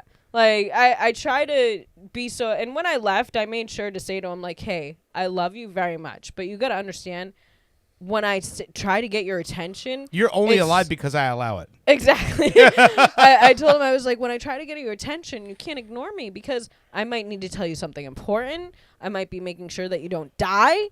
You got to pay attention, kid. We're here to teach you and make sure that you have a good life. And he was like, well, I love you, mother. And I said, okay, cool. I like the idea that he looks up and he goes, y'all haven't taught me shit. Well, no, or he just stands up and goes, I wish a motherfucker would. Right. He's getting real smart. You think you tough? Like, he'll help Owen Say that shit to my face. He'll help Owen make lemon juice, lemonade. Yeah. He'll sit there with the juicer with him and make it. And like with me, he sometimes helps me cook. Like I had him help me make the cake that fell apart. Oh, yeah. But he enjoyed that was good, like by the way. I stirring forgot it. to tell you, it was good. Thank you. He enjoyed stirring it for me, like he wasn't stirring it at the point that I needed him to. Yeah. But he still enjoyed like, okay, mother, you do it now. And so I'd get a little turn and I give him. But I think he's just at that point where it's a frustrating age. He's at the age where he wants to run 100 miles an hour and for you to keep up with him. I mean, we were all at that point at some point. Well, I get so worried with him because that's why I think it's important for us to look at our parents and go, God, I'm so glad you didn't kill me because I gave you so many reasons to do that. Well, see, okay, so I know that when I was at his age, I was a very talkative. Like, I was more talkative than I am now. Yeah. Like, really? Yes. Wow. Yeah, like I have videos of my father. Different content. I have videos of my father at some point just takes the camera off of me and you still hear me in the background and he's like panning around wherever. We're at a pumpkin patch, for crying out loud, and I'm like sitting there like, yeah, this pumpkin over here and blah, blah, blah, blah. You just hear me keep talking and he's like panning everywhere else other than me. Like, so I was very energetic and hyperactive like him. But I don't think I ever, like, talked back or punched, kicked, hit, bit anybody. Wow. I was pretty good, but I was, like, very hyperactive, loving, like him. And it scares me. There are times, like, we did 4th of July. We went to Deezerland. No, it used to be a mall in Orlando off of International Drive, and they have a mini golf that's glow in the dark inside. Oh, it used to be what is it called? Artagon or something like that. Before that, it was something else. That's where the Cricketer's Arms moved to from Mercado. I can't remember the name of it now. Well, so now this guy like owns it, and he has his collection worth $300 million of vehicles. Antique. Okay, I do know what you're talking about. Yeah. So we took him there, and he absolutely loved it. He had like a ball looking at all the cars. Is that where Owen sat in the Ecto? Yes. Okay, I saw the picture. Owen sitting in the driver's seat of an Ecto one. And I talked the guy into letting me sit in Christine, and I was like, because I love that movie. And that car is amazing. But he had a blast taking pictures inside the cars and everything. But like, when we were on that VIP tour, it was hard to let him listen to the guy talking about certain cars. Wait, how old is he? 4. Yeah, he's not going to listen to anything. Yeah. But so... He do what he wants to do. When we got to the Batmobile... Yeah. He literally let the guy, like, he was like, help me, let me give you a hug. And it freaks me out. I'm sorry, but stranger danger. Like, you're a little too like, wanting to hug and touch everybody that is not a friend or family. Yeah. And the guy, lifted him in so he could be on the other side of Owen and stuff, which was cute. Yeah. But still wanted to, like, hold the guy's hand the whole time, wanted to be picked up by the guy. I'm like, dude, please. I go back and forth with how I feel about that because on one hand, yes, absolutely, it's really creepy and scary that your child wants to hang on and physically touch strangers and stuff. Yeah. Not a good thing. On the other thing, he's probably not going to have anxiety issues in life He'll like be a a lot of us social have. butterfly. Right. He'll Which do a I'm- lot I'm- better, but it's like this is a rough age to be that Exactly. outgoing Yeah. because it's dangerous. You know, Well, that's yeah, a rough one. It's also the Because you don't want like- to teach him, not to interrupt, but you don't want to teach him to not be exactly outgoing. Yeah. Because then that turns Yeah. you into somebody more like me, introvert, stuff like Exactly. that. So But I worry because especially where we are in Florida, because he doesn't stay with us unless he's in a carriage, or you tell him like, oh, we'll get you a snack or a cookie if you hold on to the stroller the whole time while we're at Disney and stuff. You gotta bribe him. He's 4. You gotta bribe him somehow in order to have him do good. I don't need to lose him and him get stolen by somebody who's gonna sell him on the black market as like a sex thing. Yeah, you know. yeah. So they'll bring him back. he talks a lot. But those are the things. He whacked that, some guy on a wiener with a Tonka truck, so you can have him back. But those are the things that scare me. Like especially going to the theme parks with him. Like he just kind of he runs out of the car into the traffic of the friggin' parking lots. It's kind of scary. Fritz used to do that when he was a kid too. So yeah. He used to run into traffic. Oh my god! But you had to tackle him like it was like he's on the fucking 30-yard line. Like you fucking tackle him before he gets to the traffic. Yeah. But I was kind of nervous like leaving the house. I'm glad that I got out. Yeah. But I was kind of nervous leaving the house because I have a system to get Samantha to bed, and I can tell you right now, Owen is struggling with the system. So. Has he texted you yet? Oh, yeah. I've already got text messages and pictures and stuff like that. He's not in the comment section. That's the one thing that you guys are different about. He'd be blowing the comment section up right now. Yeah, I would. But so I told him, I was like, I'm a little nervous because you don't do anything with her. Okay, that's wrong. That's a goddamn woman. He does nothing for his child. I do everything. Well, I don't know how this motherfucker's going to get her to sleep. It's been addressed before. He does forget her sometimes. He forgets that we have a baby. But no, well, He's the reason why they have those alerts on cars now. When you shut the car off and it goes, check your back seat. No, he sometimes helps me. He sometimes doesn't. So he doesn't understand, like, you got to put her in the tub. Make sure that she's washed. Let her play around a little bit. You got to put the right bubbles in there because her skin's kind of fair. Then you got to dry her off, but you start with her head, kind of like massaging her head so that way she gets sleepy. He doesn't know how to dry a child off? Well, no, he does, but I feel like that one kind of self-explanatory, right? there are certain No reason to have a leaf blower unless you're going to use it. When you rub a child's head, it makes it so they're calmer to like nurse or drink a bottle or go to sleep, or even like patting them on the bum when they're upset. Kind of calms them down. Same psychology of rubbing a dog's nose in their shit when they shit. Exactly the thing. same. Exactly the same, yeah. But so I told him I'm a little bit nervous, and he sees like, okay, I make sure that I put on the calming lotion for her at night, and then I put her in a onesie. Oh my god, this kid's gonna be such a pussy.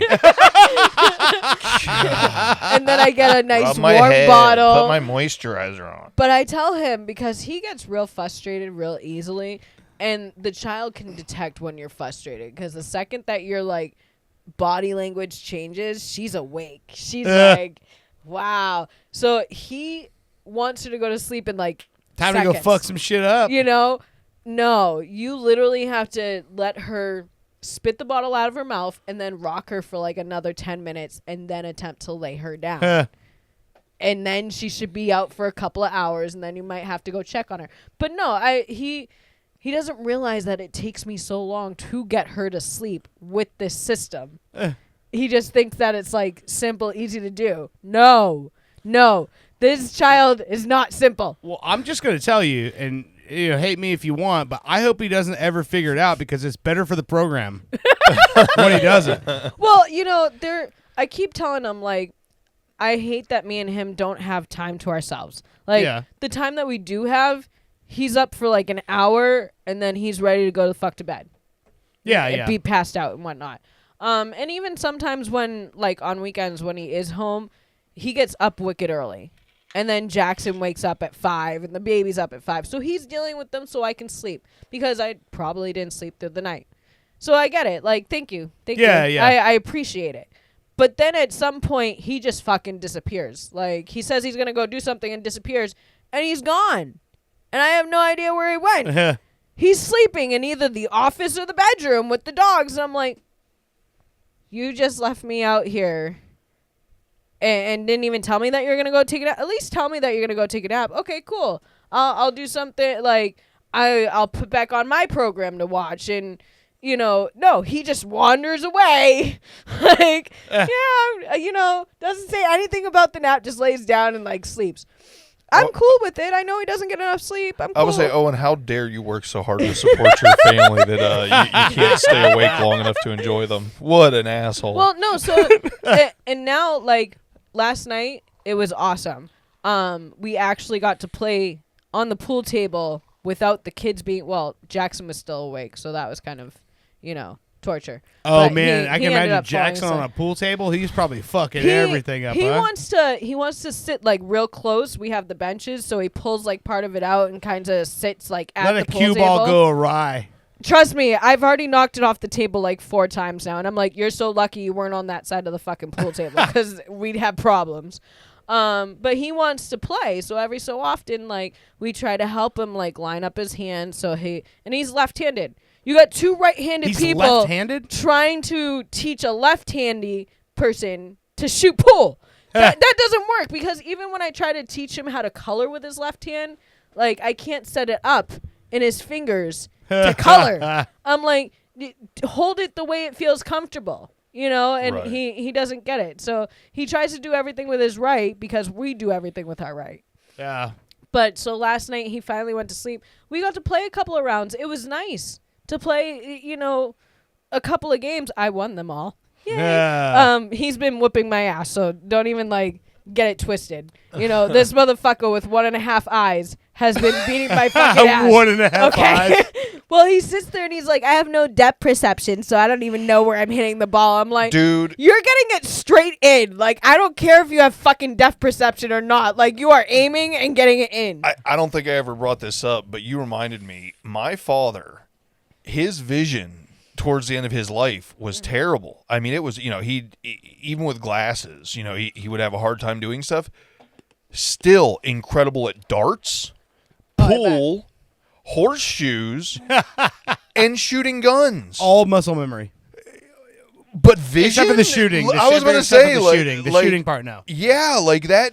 I mean, he was every bit of as good a shot as I am, and I'm a really good shot, and he couldn't see, and it would make no sense to me at all. My grandfather, again, like I said, 97 when he passed. One of the last things we did together, him, my dad, and myself, was we were building a 67 Camaro at the time, a different one than the one you guys have seen.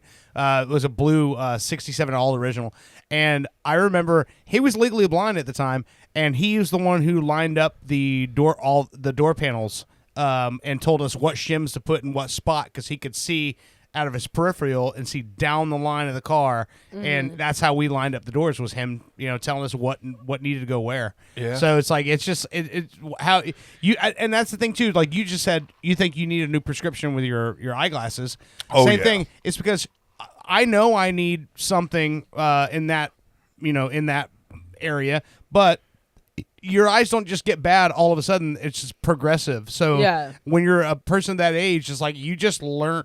You learn to deal with it. Yeah. If Owen hadn't brought it up to me, I probably still wouldn't have my first prescription. Yeah. And the only reason that I know that I need a new prescription is because I got the first prescription and it still works great for up close. Yeah. But it is even more pronounced now than when I got my glasses.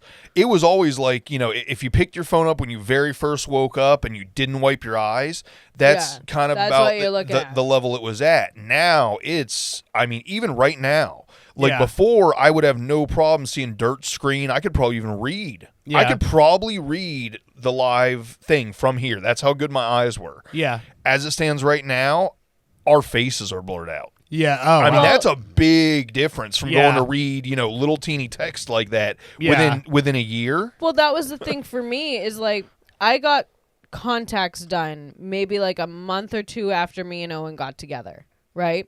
But the people who did my eye exam, for regular glasses, it was $350 in one eye and $225 in the other.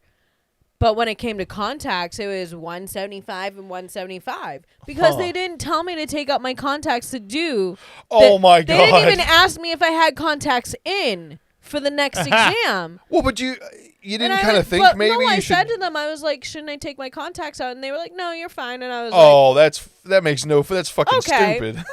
So finally, I got, I went to the eye doctor and found out that the reason why not only was the prescription wrong, but I have a much greater stigmatism in my left eye. Like it's 1.5 and the other one's 0.5. So now I need a correction in this contact in order to see clearly. Oh, yeah. So that way it doesn't fuck with my vision. Because, I was having problems driving at night. As long as I knew, like, if I was going the same, like, way that I always go, I wouldn't have a problem. Yep. But, my eyesight was kind of crappy for a while. But it got worse after I got put on a depressant drug. I can't remember. It starts with a P. I don't remember the name of it. Prozac? No. Oh. No, it's one that my mother is on. It'll come to me. But I got put on it, and in, like, the thing, it actually says you could lose your eyesight. Oh, my God. And I was like, I'm not fucking taking this shit. Like, I was driving with my mother to Massachusetts, and at 5 o'clock at night, it got dark all of a sudden, and I was like, I can't see, Ma. We got to pull the fuck over and stay somewhere. Like, this is bad. I can't fucking see. I think at least part of mine is cause, though. I think 28-hour gaming sessions. Oh, Well, yeah, yeah, definitely. On 40, You know, 40 That's why Fritz started two-year-old. wearing those blue blocker glasses. Those the ones that he wears. They're not prescription. They just block blue light waves, and it's because he's on a computer all day long every day. Yeah, when you're straining like at night and stuff to play video games or be on a computer or whatever. Like I think that's why some of Owen's vision is going because he sits at a computer. I always thought it was like reports. I always thought it was like muscles. Like if I used them more, they'd get stronger. No. But apparently, No. that's not the way eyes work or joints. That's also not the way ears work. Yeah. yes. I've You learned don't- that the hard way. Yeah, you don't break them in. But I mean, like I just can't believe I've always thought of doctors as quacks anyways throughout my life. Like when they say certain things, I'm like, really? Are you sure? Yeah, they're more quacks nowadays than they were back then.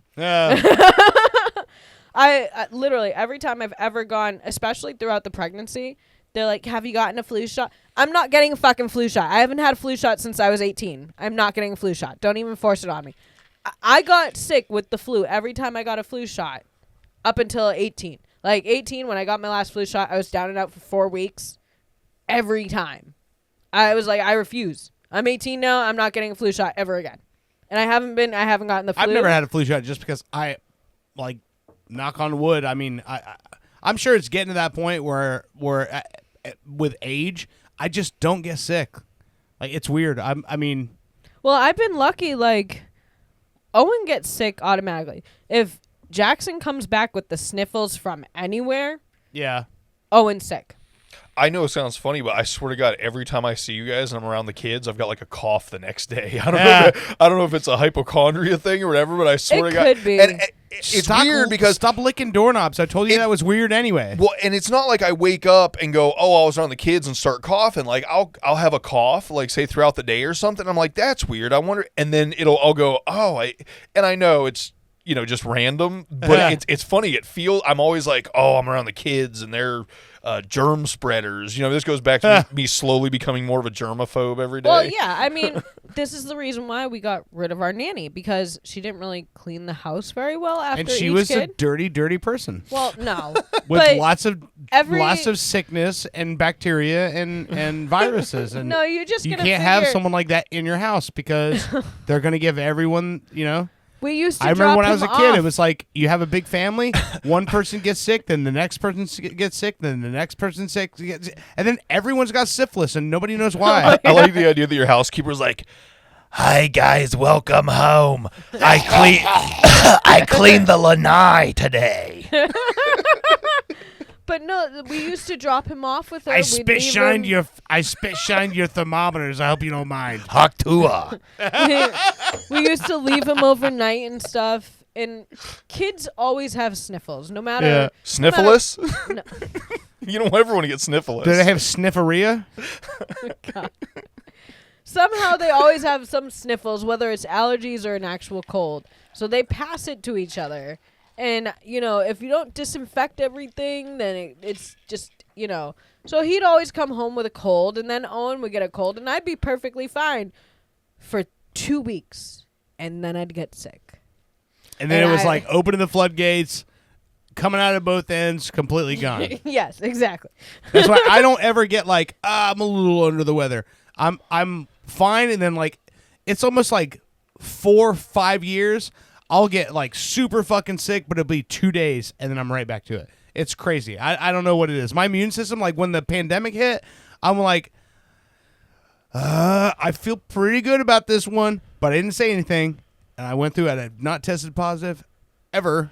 That doesn't mean I didn't have it, but I never had symptoms or never felt bad. None of that shit. Yeah. Some reason or another. I don't know what it is, but like there can be food that's like spoiled. I'll eat it completely fine. Not a problem whatsoever. I don't know what it is. My immune system for some reason is like, and maybe it's because I test it so hard. I was just about to say, I think you just explained the cause and effect. If you eat spoiled food and then you elevate your immune system to that level. Yeah, I'm like, Owen Corona cannot eat anything expired whatsoever. We just made a pork tenderloin, right? And it was one of the flavors. Like, I keep forgetting which flavors we like and which flavors we don't, so I just kind of keep rebuying them. And I go through that sometimes. Yeah. So he put some Sweet Baby Ray's that we had in the fridge on it, and I guess it just wasn't good anymore, and he ended up getting sick and like not feeling good and whatnot. And I'm like, well, I mean, I didn't get sick, so I didn't eat the Sweet Baby Ray's, so that's the reason why I didn't get sick. I like the idea you're just standing in the bathroom over and I'm tougher than you, bitch. No, that's not what happened whatsoever. How you enjoying your Sweet Baby Ray's? That's not how it happened. But so no, Derek King just commented, herpes for everyone. Oh my God. High five. I gotta hit the has bathroom. I'll be right back. All right. Well, I was just saying, let's go ahead. Let's take a quick break. Let me. This is something we missed in the last couple of days. Wait. So we missed a celebrity death. We've 2 weeks missed ago. a few celebrity deaths. Yeah. So this one, for us '90s kids.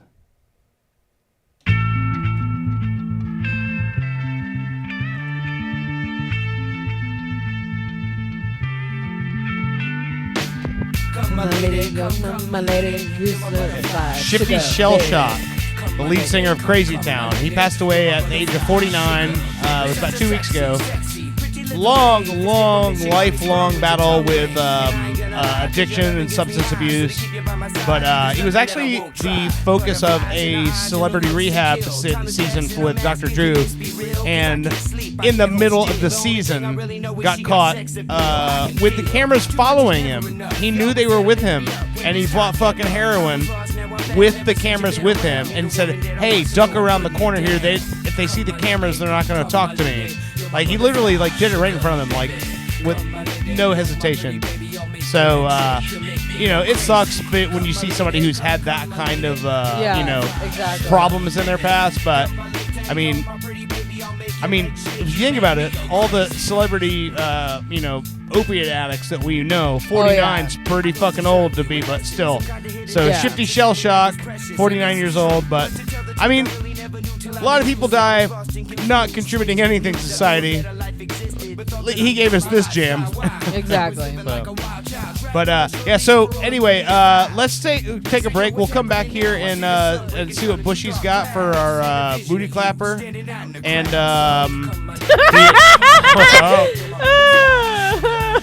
we'll dive into that story you have about your the new guy you're following and your I also have a couple of shows to talk about. Section beep. Okay. All right. Let's take a quick break. You're listening to Pop Culture Radio. Come and dance with me. The smartest thing you ever did was take a chance with me. Whatever tickles your fancy, girls, me and you like Sid and Nancy. So sexy, almost evil. Talking about butterflies in my head. I used to think that happy endings were only in the books I read, but you made me feel alive when I was almost dead. You filled that empty space with the love I used to chase, and as far as I can see, it don't get better than this.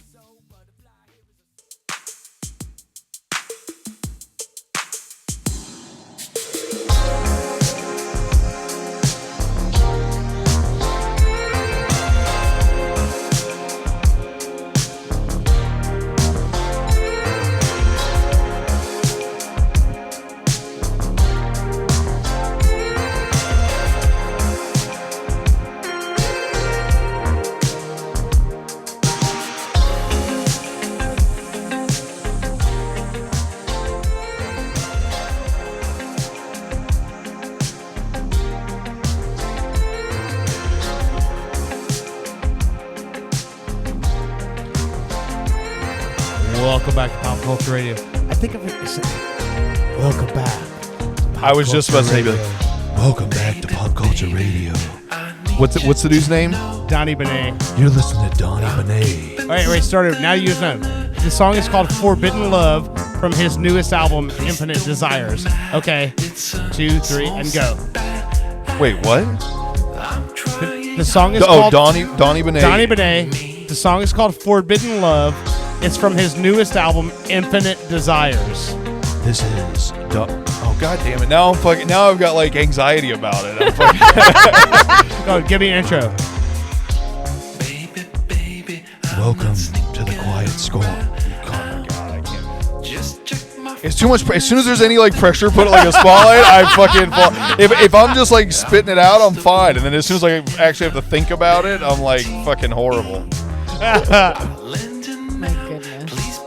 But seriously, this guy's voice does not sound like he looks. I urge everyone to look up Donny Benet. It's Donny, last name Benet, like Benoit. Yeah, it's like Jean Benet. No, Benet, not Benoit. Is Benoit. But Do I sound like I can spell? This dude fucking. I can't even remember. I can't even remember a name, a title, and a fucking. John Benet. Like Jean Benet, yes, My but he's goodness. Don Benet. Donny Benet. He's Don Benet. I wonder if that's his real name. Maybe. I don't know. I mean, I don't know why you would have a fake name if you look like that. Like, what's a name when you look like Carl from Aqua Teen Hunger Force? I was trying to Skinny think. Carl. There's this dude that's in like all like the horror movies as the creepy guy, and he has the same like losing hair. Oh, I know. black Yeah. hair, The dude that was curly. not the Candy Man, He but has like the crooked long nose. He's pale and his teeth are kind of messed up. the dude with the big eyes. Yeah. He's got a gap in And he's always I like, can't remember his name. Shit. He is. He's even in like B horror movies and stuff. People will hire him. But he's like creepy. He always plays a creepy person. Oh my God, I can't even. I can see him. Like I can see his face. He's like wicked pale, and the way that his hair is the same way, just no mustache, and it's like. I know exactly who you're talking about, and I cannot think of his name for the life of me. This is gonna kill me. I wonder if you just look up creepy dude in horror movies.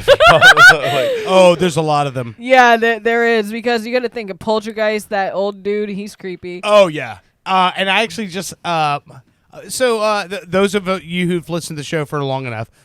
So the record label that I came up with was a record label, Post Records. Started in Orlando. We're an international label now, but so the owner of the label, co-founder with myself, Chris Cucci, his younger brother Joe Cucci is he's always around. Me and him, he came over to hang out this week, and we're just like going through like catching up on all kinds of shit. And I mentioned to him that we were talking about how people back in the day, you hear these stories on like True Hollywood Story about people that were gay that weren't allowed to be gay back then. So then you find out the story after the fact. So this is the one that he just looked at me and he goes, "Are you fucking kidding me?" So we all know who Vincent Price is, right? Mm-hmm. Yo. Vincent Price was gay. Had a family, had a wife, had kids, the whole family, the kids, everything. His daughter, Victoria Price, was on Gilbert Gottfried's podcast. Said, yeah, we all knew that, Dad was in a relationship. And when you think about classic monster movies and character actors, Vincent Price, obviously way up there. Yeah. The guy that Vincent Price was in a relationship with was Peter Lorre. House? No, not Hugh Laurie. Oh. Peter Lorre. So if I'm going to play a clip of Peter Lorre's voice. Now, we all know Vincent Price's voice, right? Right. So Peter Lorre was a character actor, and he's the creepy dude, right? Yes, that's him. So Okay. He plays Igor and shit like that. yeah, I'm gonna play you. So we all know Vincent Price's voice, right? Right. So when I play Peter Lorre's voice, You can imagine when Gilbert was given this information, as a great mimic as he is, he went into a lovemaking session between Vincent Price and Peter Lorre because they were It's both. funny because that's where my mind went, of course. Yes. Listen to this voice. Hey, of course there's an ad. God damn it. Hey, what's All up, guys? Here we go. Listen the to Island Boys. Listen to this guy's voice. May I ask you a question? You can ask your questions later. No, now. Now! Right now! I want to ask my questions now, and I want to have my answers now. You hear? Oh, man. Yeah, he was such a great Igor. He really was. And, like, he sounds I'm like thinking he of a could different be, hunchback. He sounds like he could be a great Gollum. Like a good voice of Gollum. Yeah, he's right there in that same vein. Priceless scene with Vincent Price and Peter Lorre in the same scene. Oh, wait a minute. Let's see what this is. Bring on the wine. That's Peter Lorre. Look.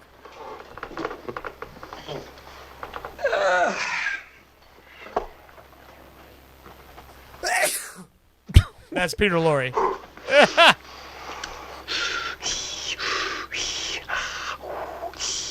Oh, look at him, he's getting hot. Somebody added like sound effects to this though or something. Not much for the podcast listeners, but they're sitting across the table from each other. Yeah, Vincent Price was poured some kind of tea and he's doing all kinds of mouth. I think it's wine, because that's usually what you do with wine. Pinot Noir, Burgundy, Claude Rougeau, vintage 1838. Quite passable. Correct. Okay, so they're at a wine tasting. The straightest of activities. Give me more. Don't be so stingy. That's Peter Lorre's voice. Yeah. Not talking about the wine. Yeah, he's Peter Lorre right here. Burgundy, Volnay, 1832, and it's from the better slopes of the vineyard. It's very good. Correct. Oh my goodness. So you can imagine those voices. Yeah. That would be a weird getting down and dirty. That would be really fucking funny. I can only imagine the noises that came out of that bedroom. Peter Lorre's also the one in when you say Igor in like the original Frankenstein when he's like, oh, Mr. Frankenstein, is it? And that voice, and then you hear Vincent Price is like very like aesthetic, like nouveau English accent, like, and then Thriller, that voice, and then Peter Lorre's voice. You're like, yeah, that is a mimic's dream. So gay or not, yeah, it's a little odd to be in a movie that's got someone playing someone that's supposedly ugly and disabled, right? To then fall in real life for No, I think they were both like classically trained actors from the British School of Acting. So they were Peter Lorre just had a very unique, odd look to him, much like Steve Buscemi did.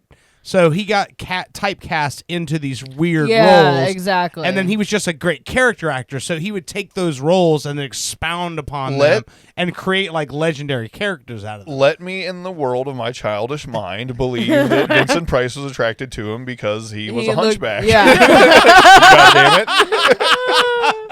But if you notice, a lot of Igors nowadays are based off of how he looked Right, back then. Yeah, no, he was the one that set the tone, the standard. Yeah, he's one of those guys right up there with like Bela Lugosi and Boris Karloff and Lon Chaney. Like that's those characters. That's where they came from. Like I love Boris Karloff for all that he did, and his voice for How the Grinch Stole Christmas. Oh yes, is soothing.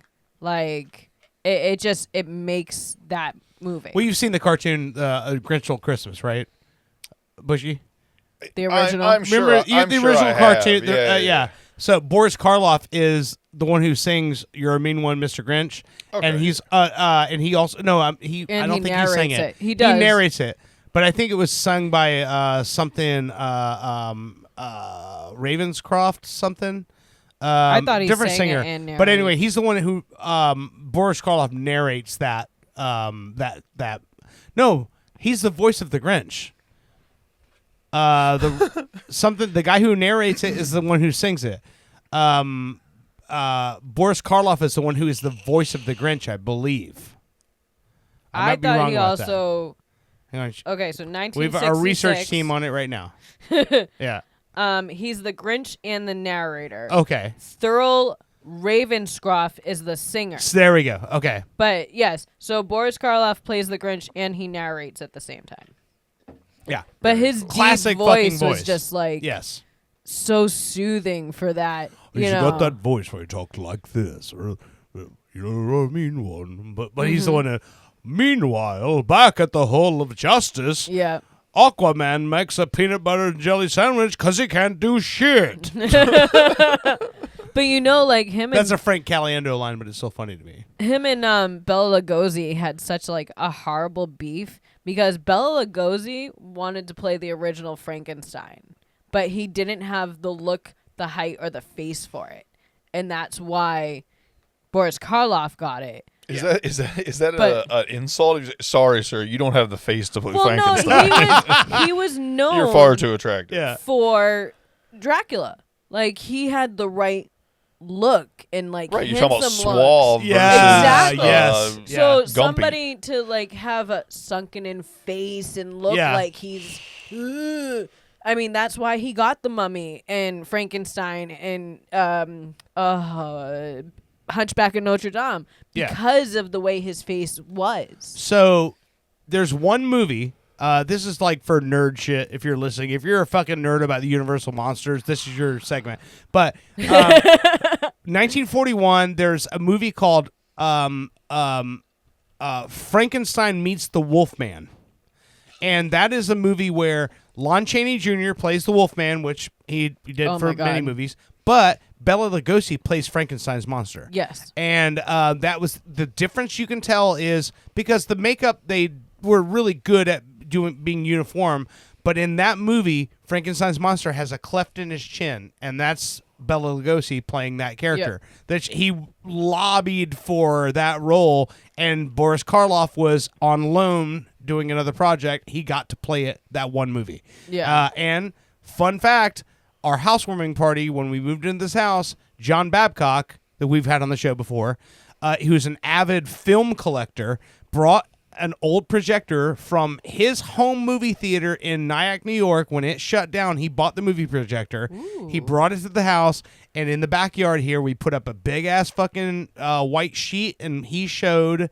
Frankenstein Meets the Wolfman, that particular movie, the original 1941 print, and then he showed highlights from the 1951 World Series and two Little Rascals shorts. Yeah, and all those are films that he actually owns original prints of because he projection it for a guy who fucking plays Paul McCartney around the world as a part of Beatle Beat and does the Paul McCartney Tripping the Wild Fantastic show and has put out 17 albums of his own. His hobby is projectionist.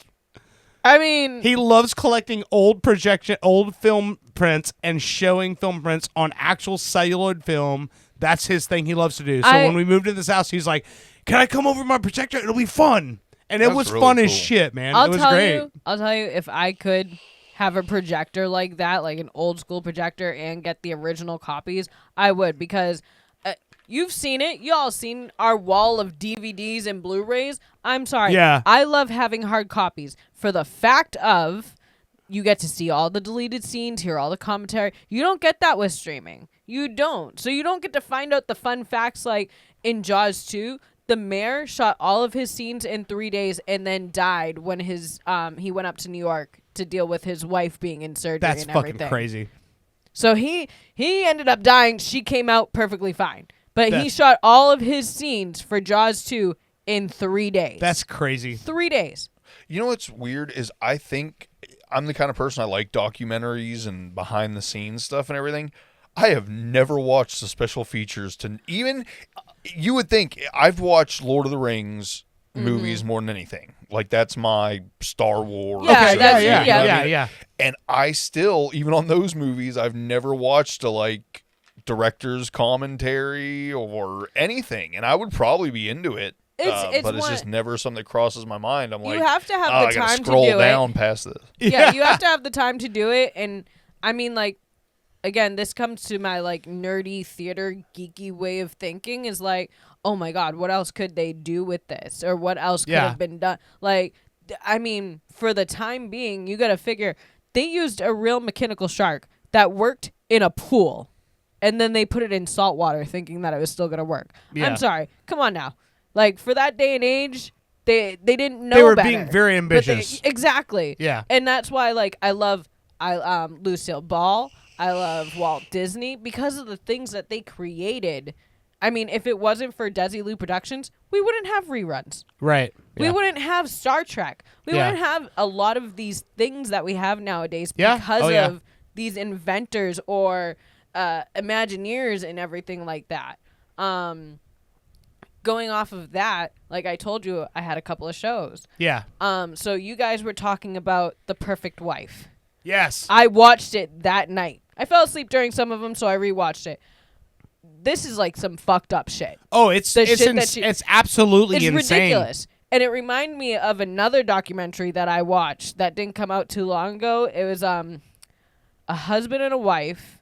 And he got tied up. American Nightmare. Yeah. I know it. I watched it too. Yeah. And it's like almost like the Ben Affleck movie, Gone Girl. Yeah. So they were almost comparing this Perfect Wife thing to Gone Girl as well because of the way that she came back. Yeah. But like, I mean, if you look at the damage that she did to herself to make it believable. Yeah. She fucked herself up. I think a hockey stick. I think I had said about that it was, you could tell she's truly crazy with the level of how far she went. Yeah. But all the stories that she told to everybody about how, like, I'm afraid of my husband. Oh, he yeah, no, says she that was. He's going to kill me. I'm triggered by mariachi music. This was in the works for a very long time. Yeah, I have to bring him a sandwich completely naked. I mean, what husband wouldn't enjoy that every once in a blue moon? Yeah, but what the thing was, like that guy, like people were saying, like, oh, he acts too nervous in the interrogation room. Well, because he knows every time a wife goes missing, they suspect the husband.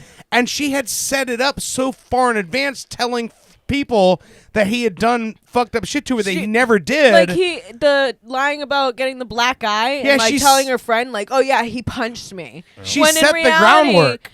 It happened while they were playing the slash. When you what? Wii. They were playing Wii. Wii but bowling. That fruit. No, it was the fruit game where you slash the fruit. Fruit Ninja. And he just accidentally, like, she was standing right there, and he got her with the elbow. Yeah. I mean, come on. Yeah.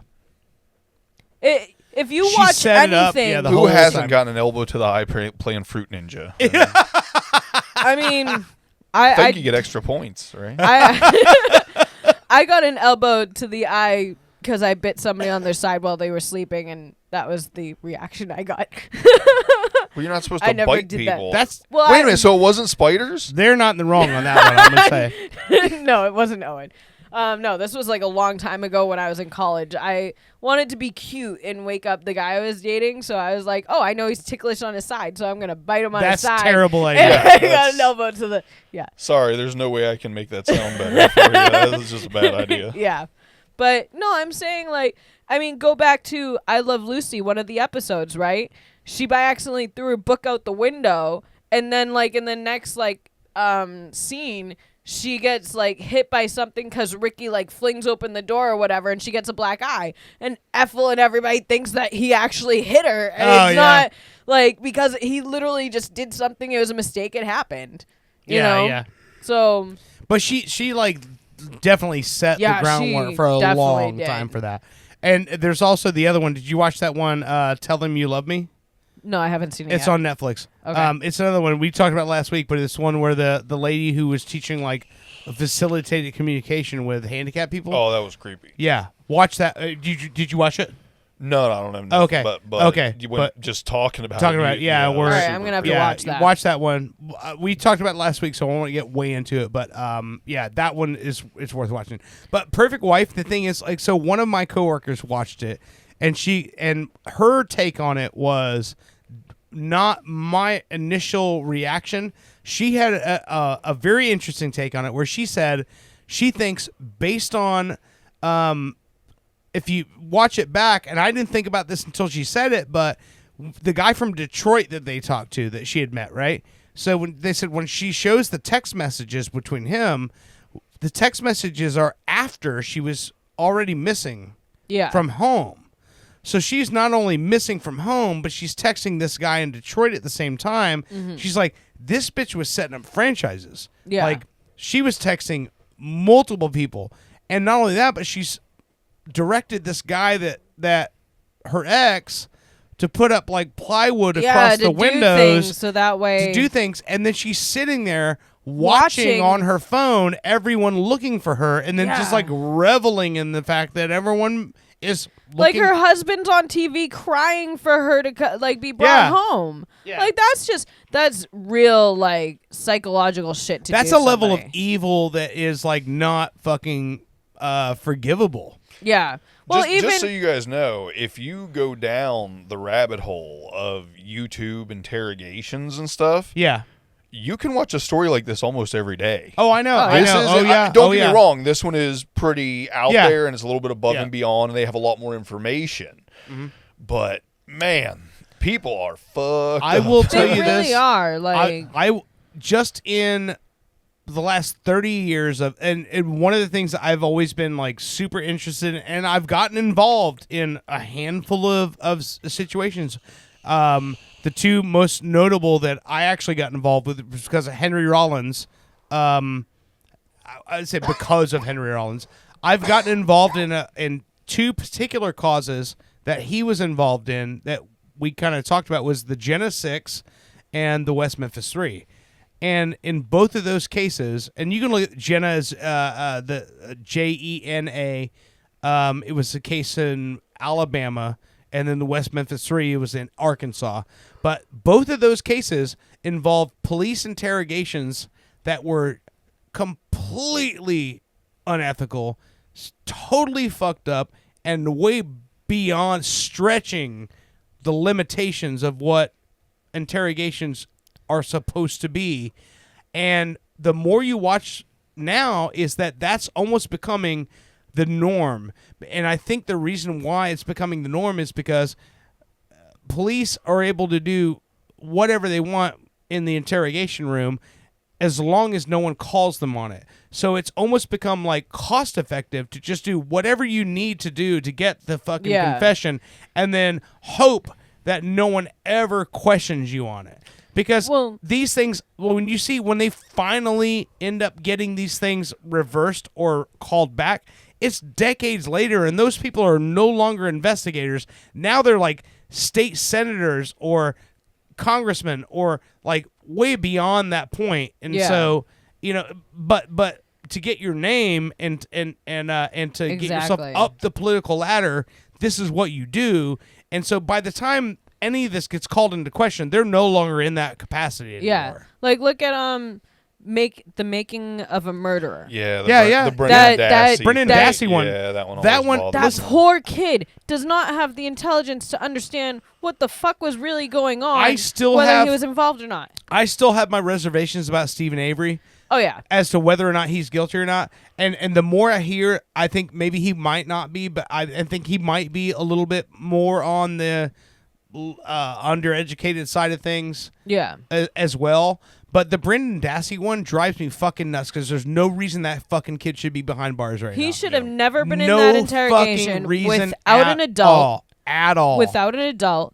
And they shouldn't have questioned him the way that they did. Like, he didn't understand. It goes way beyond that. They had the guy literally almost holding his hand, having him draw, or was basically telling him what to draw. Yeah, exactly.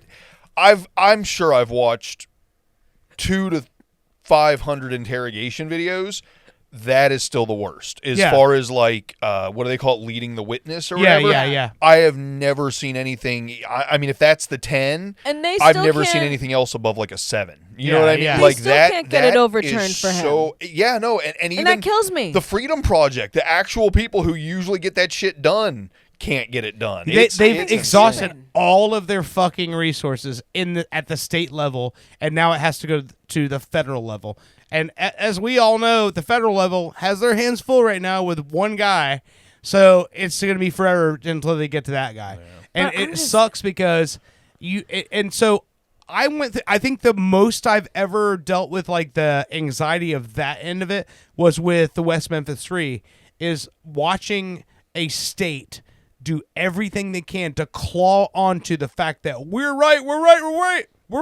Like, we have DNA. Well, I don't give a fuck about DNA. I don't know about no DNA, but y'all are wrong. We're fucking right. And holding on to it because they don't want to admit they're wrong, because the fact of the matter is, like in that specific case, you got 3 fucking guys that you convicted in their teens. Yeah. 17, 16, and 15, who had served 18 years in prison. So these guys are now in their 30s, right? And by the time that the DNA evidence was submitted, Yeah. and they go, oh, holy shit, Exactly. these guys are innocent. The state of Arkansas would have been bankrupted just by their wrongful conviction plea. They had to go to these guys, and one guy was on death row, 2 were serving life. So the guy that was on death row, they go, fast track, he's going to be executed at the end of next month. What the That's ridiculous. And then they go to the other 2 guys and go, will you accept an Alfred plea, which says, I will but- plead guilty but maintain my innocence in order to get out today? And they were like, no, fuck that. We're innocent. We're going to fight this. And they go, well, Damien's going to be executed next month. Yeah. And they go, well, fuck. Yeah, I guess now we have to. They did And that that's what to, they did to them. That's what they did to them in order to get that. And so once that happened, all 3 of them had pled guilty to save their buddy's life, so they can never sue the fucking state for wrongful conviction.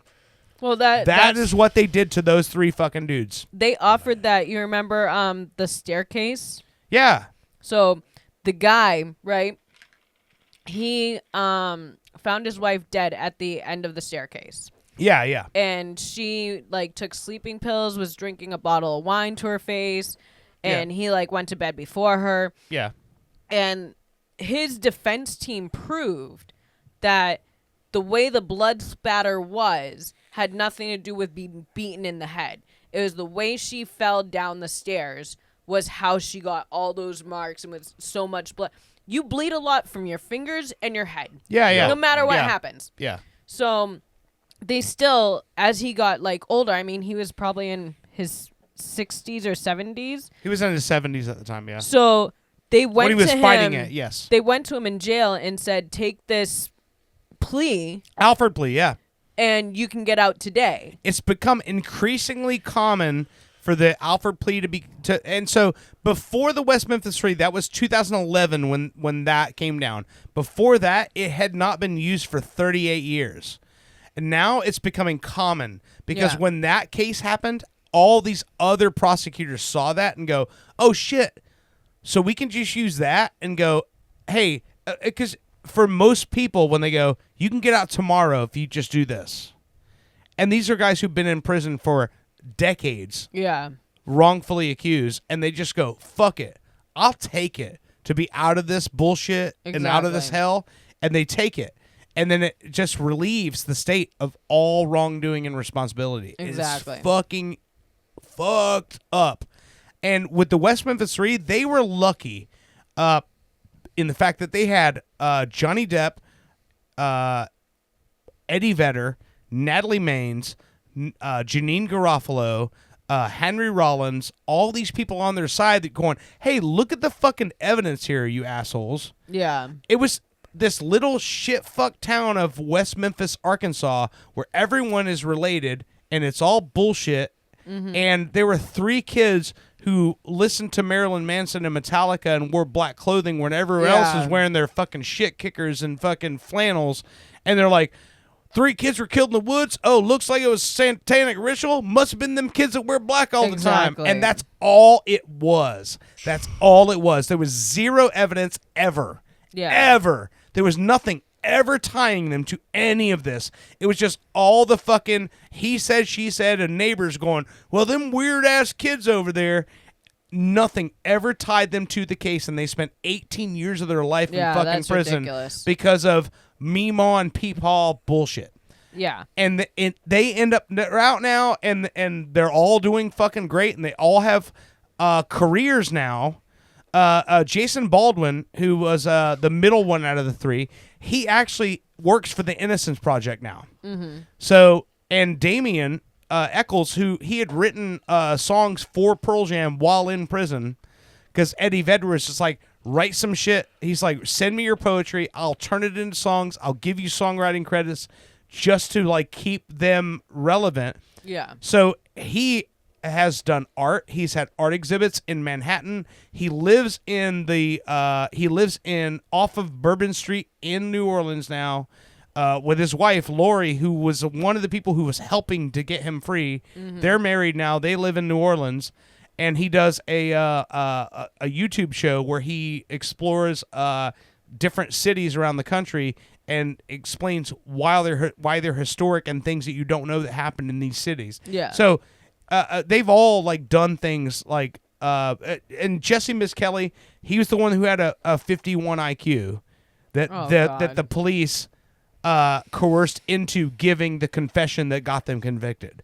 And Jesse still lives in West Memphis with his family, still lives there, and he's a happy man living a happy life, thankfully. But they ended up all right because of the exposure they had on their case. Most people in their situation do not have that level of exposure. Yeah. And it's fucking crazy. The fact that Brendan Dassey is still in prison with 2 seasons of a fucking Netflix show is mind-blowing to me. It really is. It is mind-blowing because you can see, and we made jokes about it.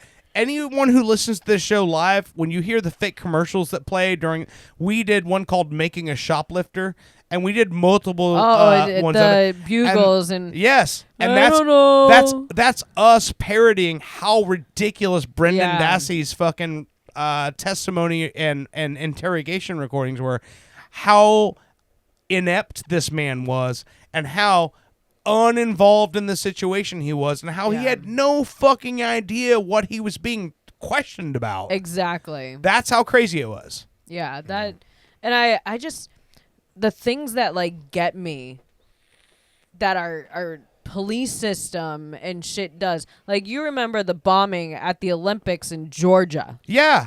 The guy who literally made sure everybody got away from that fucking bench. Yeah. They dragged his fucking name through the... What's his name? Richard... they made a movie. Richard Jewell. Yeah. Richard Jewell, yeah. They were like, oh, he's a hero. And then they said he was the one that fucking planted it. Come on. Even the Boston Marathon bombing, right? Yeah. There was a guy who literally showed up and started putting tourniquets on one dude who lost both his legs, unfortunately. A lot of people did that day. But they tried to put it on him. Like, he was the one that planted the bomb right there. Yeah. Like, I'm sorry, but there are people out there who, the second something happens, goes into, I need to help mode. So you can't automatically think that just because that's their mode, that they're the ones who are doing it. Well, I'll go a little further than that. I doubt anybody that's bombing a place is going to help.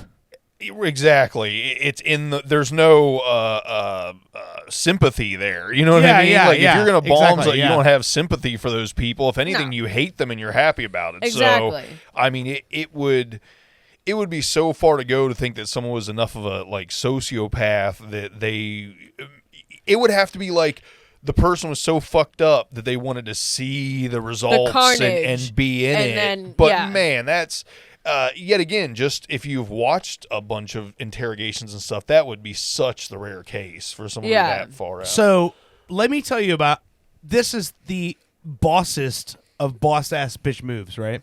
In that West Memphis case, the team around them, which it wasn't Innocence Project back then because West Memphis 3 was before all that. They're the ones who kind of like spurred the Innocence Project to be a thing. They had been lobbying for DNA testing because that wasn't a thing back then. So when they did the DNA testing on all the ligatures that had the kids were tied up with, they found the DNA of the 3 victims and one other person. They didn't know who that was. And there's a lot of people within the case that thought it was this guy named Terry Hobbs, who was the stepfather of one of the kids. And within the group of people and everybody who was knowing, they're like, we're pretty sure that DNA is Terry Hobbs. And he was one of these guys that was like, really like wouldn't talk a whole lot, really arrogant about things. So Natalie Maines from the Dixie Chicks, when you talk about a boss ass bitch move, what she did was she started saying in public that she believed that Terry Hobbs was the killer of those 3 kids. And she said it in public over and over and over again until he filed a lawsuit against her for libel. Once he did that, now he had to be deposed. She got him to speak under deposition. Or once he was under deposition, her lawyers could ask whatever the fuck they wanted. Yeah. And they grilled this motherfucker for hours under deposition about where he was at that night, what he did, what he was doing, what his alibis were. Then they questioned all the people that he mentioned. And then they said, will you submit to DNA testing? And he would not do it. Of course. So then they had somehow or another they were able to get a cigarette butt out of his fucking ashtray because he smoked during the deposition and figured out that was his DNA as the 4th fucking person there. Yeah. And she fucking Natalie Maines single-handedly cornered this motherfucker to go, you're the only DNA in that scene that isn't one of the victims. Yeah. She cornered him. And because of that Alford plea, the case is closed and he will never be fucking tried. Oh, see that? Yeah. That's my biggest problem with the law system is it's like, what? Because all the law enforcement, they go, nope, we got the plea. We have our killers. They're free now, but the case is closed. That's our conviction. But that's pure insanity. I know. It is. Right? I know. That you can literally know where we're at with DNA now and know that this person's the killer, but what would the word be? Ambiguously, just because these guys said they did it, and that makes it okay for you. Exactly, You're just like, fuck it. But See, he was so fucking arrogant, and she fucking that is the fucking epitome of a boss ass move to go, I know it. Yeah. I'm gonna goat you into fucking suing me.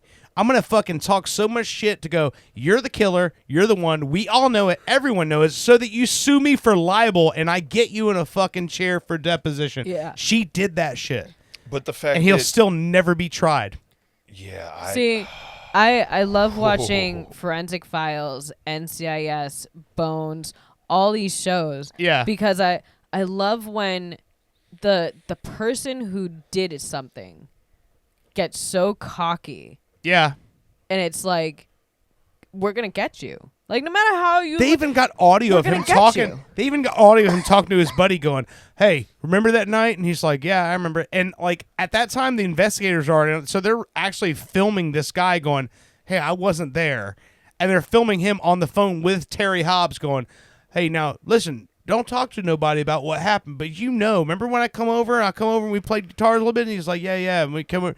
And he goes, but you didn't come over that night. I didn't. I said... when you talk to people, tell them I come over and play guitars a little bit that night. Yeah, but when you came over, you came over and you were all dirty and I didn't say what happened. Tell them, remember when I said I came over that night? And like he's like literally coaching this guy into what to say. Yeah. But they had a fucking cameraman filming when he's on the phone with this guy. Yeah. That's like, I didn't know that there was a murderer who was a live streamer. I just heard this story today. There was a murderer who was a live streamer and actually did a fake live stream, and then even in the start of it, like, was making all the excuses as like, oh, I don't know why the live chat's not working, blah blah blah. But did this whole thing where he put up this 5-hour live stream, and during that he killed his pregnant ex-girlfriend or whatever. Oh, is that one of the TikTok murders or whatever, or which one is that?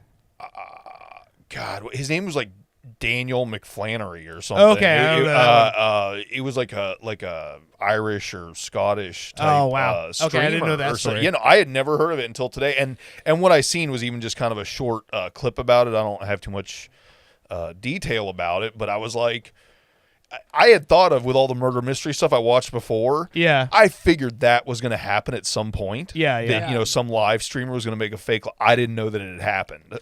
I just remember out of that particular, and the only reason I keep going back to Westminster 3 because I have more interaction in that whole situation. I remember Henry Rollins when he'd come to Orlando and this was multiple, because of course this was they were arrested in 1994, I want to say, and they were freed in 2011. So it was a long time, but I remember talking about that case every time he would come to town. And I remember him saying he did an album called Free the West Memphis 3, where he got everyone together, and Hank 3 sang No Values with him, and his band did a bunch of Black Flag songs, and they had guest vocalists. And he's like, the people that came aboard, they were like, we want to sing a song on that. Lemmy from Motorhead, Chuck D from Public Enemy, Ice-T, Mike Patton from from Faith No More, Eddie Vedder, all these people that came aboard to be part of that album. And then when he went on tour with it, they had a gig in Memphis, Tennessee, and then everyone was telling him, when you get to Memphis, it's going to be a problem, because West Memphis, Arkansas the city of Memphis goes across 2 states. You have Memphis, and then you have West Memphis, and that's in the state of Arkansas. And he said he knew he was going to have a problem because it was that close. A lot of the victims' families came across the border to come to his gig in Memphis, Tennessee. And he said he knew going into it. And then people were like, hey, there's some people here who want to talk to you. And all the victim families showed up. They wanted to speak to him about what he was doing and what he was promoting. He goes, and all of them said, we're happy you're doing this because we were always kind of suspicious as to whether those kids were involved or not. And he says, and that's when he knew. He's like, they're not the ones who are fucking snowed in this. Right. They realize they don't think those kids did it either. Yeah. But it's the state already made that decision. They already went that hard into it. They're the ones who don't want to admit they were wrong. Yeah. The victims' families are questioning it. Exactly. And that's gross, right? Like, one of the biggest things that's being a good person or growth as a human is admitting when you get something wrong and learning from it. So the fact that our governing bodies can't admit when they're wrong is scary fucking. Because the judge that was involved in that whole case, by the time that the appeals and all that stuff went through, he was a state senator by that point. Yeah, don't even care. He made his career off that case and became a state senator and was climbing the ranks. Oh, that's gross. Yeah, that's how he made his fucking career, was that. And he's like, and these victims' families are going, yeah, we're interested in hearing what happens out of this too, because we never really thought those kids, were the ones involved. Well, that's why, like, right now I'm like rewatching NCIS because it also helps me fall asleep if I'm watching. You do know those something. aren't real. No, I do. But you brought up Bones and how they're going to get them, and I'm like, those even aren't real if cases. you watch like SVU and stuff like that, SVU automatically says it's similar to cases. They're that based on happen. real cases, and they dramatize it. Yeah. But in like NCIS, because that's one of my favorite shows, you have the town or the city's police that are like, it's this guy. This guy did it. This is the one. And you have Gibbs who's like, I'm gonna, I'm still gonna dig doing something else. So it's gotten so bad that even in scripted written television shows, the police are wrong. They're all wrong. Yeah. And they end up finding out like, it's the detective who was originally on switched the vials so that way the last one I watched, the lawyer took the vial that had this girl's DNA on it out and planted it in this kid's car, so it looks like he was the one that did it. Because just like in the Making DNA Murder one, the Stephen Avery blood a swab that they got, it looks like somebody put it on with like a car touch-up brush. Right. Yeah. Like, and it drives me insane because we put our lives in these people's hands, and they jump to the conclusion, oh, well, you walked around the corner and you look like the same person, so you automatically have to be the person that did it. Yeah. Well, and yet again, the more interrogation and body cam footage you watch, you realize they're just trying to get somebody. Yeah. They're just they don't trying care to get who somebody. it is as long as they get somebody. It's not investigative, it's convictive. You know what I mean? I will Exactly. say, in The Perfect Wife, the way that the detective handles himself was a lot better with the husband. Like, he's like, I've got to prove in some way, shape, or form that you either did it or you didn't. So we're going to go around, like, I'm going to ask you questions multiple different ways to see if I can catch you in a lie. But not to be the one that points it out, but this is also a well-to-do white guy. Yeah, well.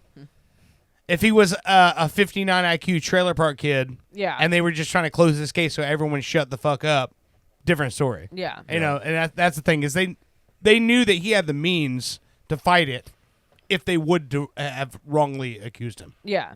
These other people... He took the lie detector test and everything and, like, you know. So I want to play... I've got Bushey song we're going to end the show with this week, but I do want to say that, like, if from what we've been talking about, if you do have a chance to look up this case, there and you can Google it, it'll come up for you. The other case I was talking about is referred to as the Jenna 6.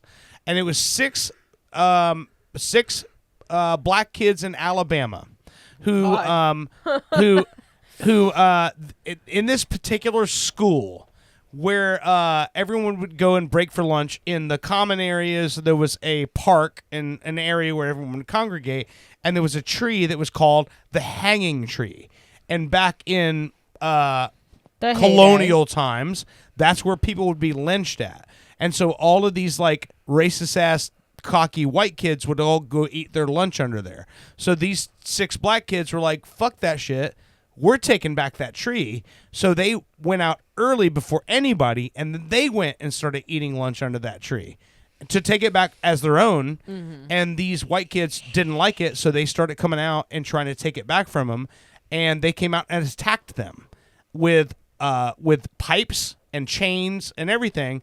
And even with the pipes and chains and everything, because they're from Alabama and they're white, you know they're pussy-ass bitches. Yeah. The black kids beat their asses with bare fucking fists, and they got charged with attempted murder.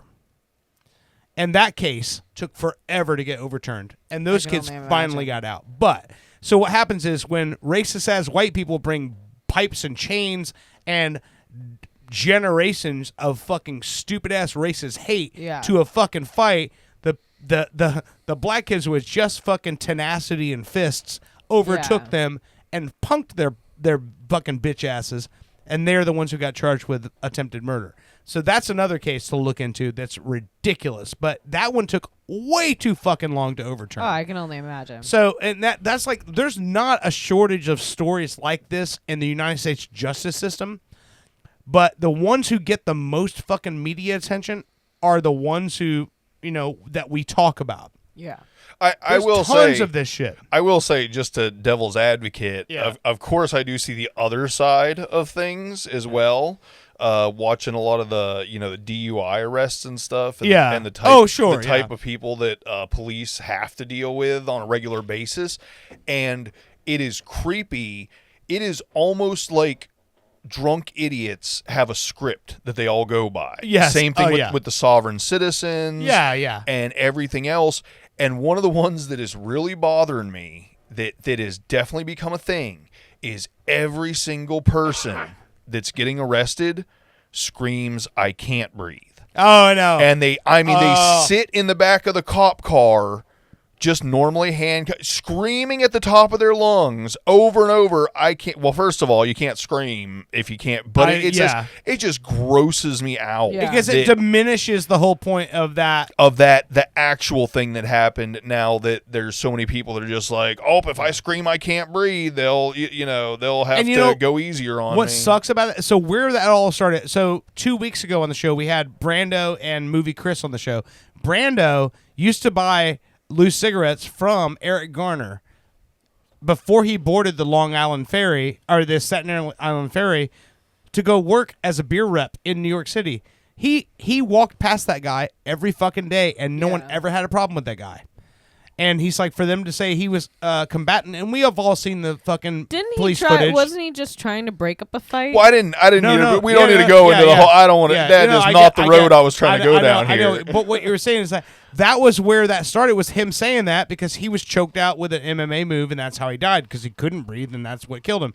But people saying I can't breathe now is they're just fucking diminishing that guy's life. They're diminishing people's lives where that actually is a problem, and now it's just turned into I'm an entitled fucking person who did something fucked up, and now I'm arrested, and so I'm going to say that. It is as common as saying you've only had 2 drinks. I don't know where that law came into effect that if you're shit-faced, you always say 2 drinks. Yeah. At this point, I've seen it so much. If God forbid I was ever to make a horrible decision and drive drunk and I'm convinced I'd be like, how many drinks did you have, sir? 50. Yeah. You know what I mean? Because now I'm gonna show you anything. If I even slightly pass it, you're gonna be like, well, man, if this dude had 50 drinks, he's on point. Yeah. Man, Hip Hop Hagrid has a hell of a fucking tolerance.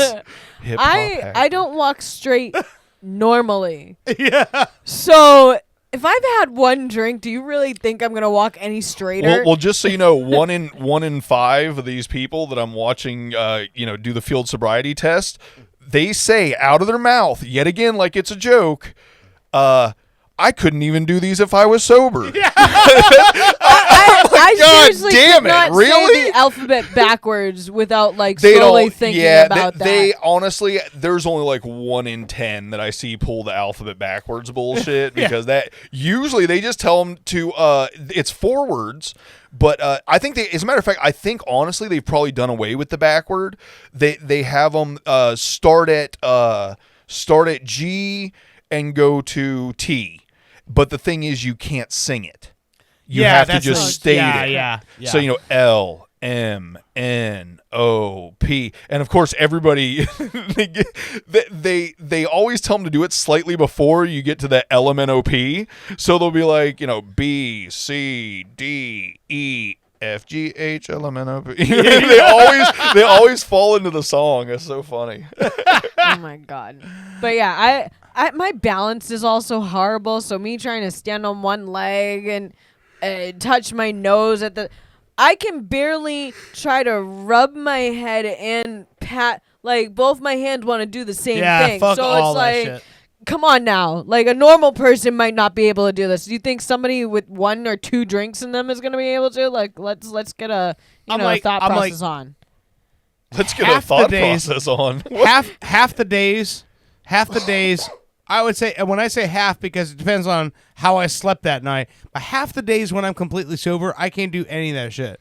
Because my ankle, my foot, no cop's going to believe that. Wait, you woke up with a pain in your left foot? I'm like, look, hey, I'm 46. Can you not understand?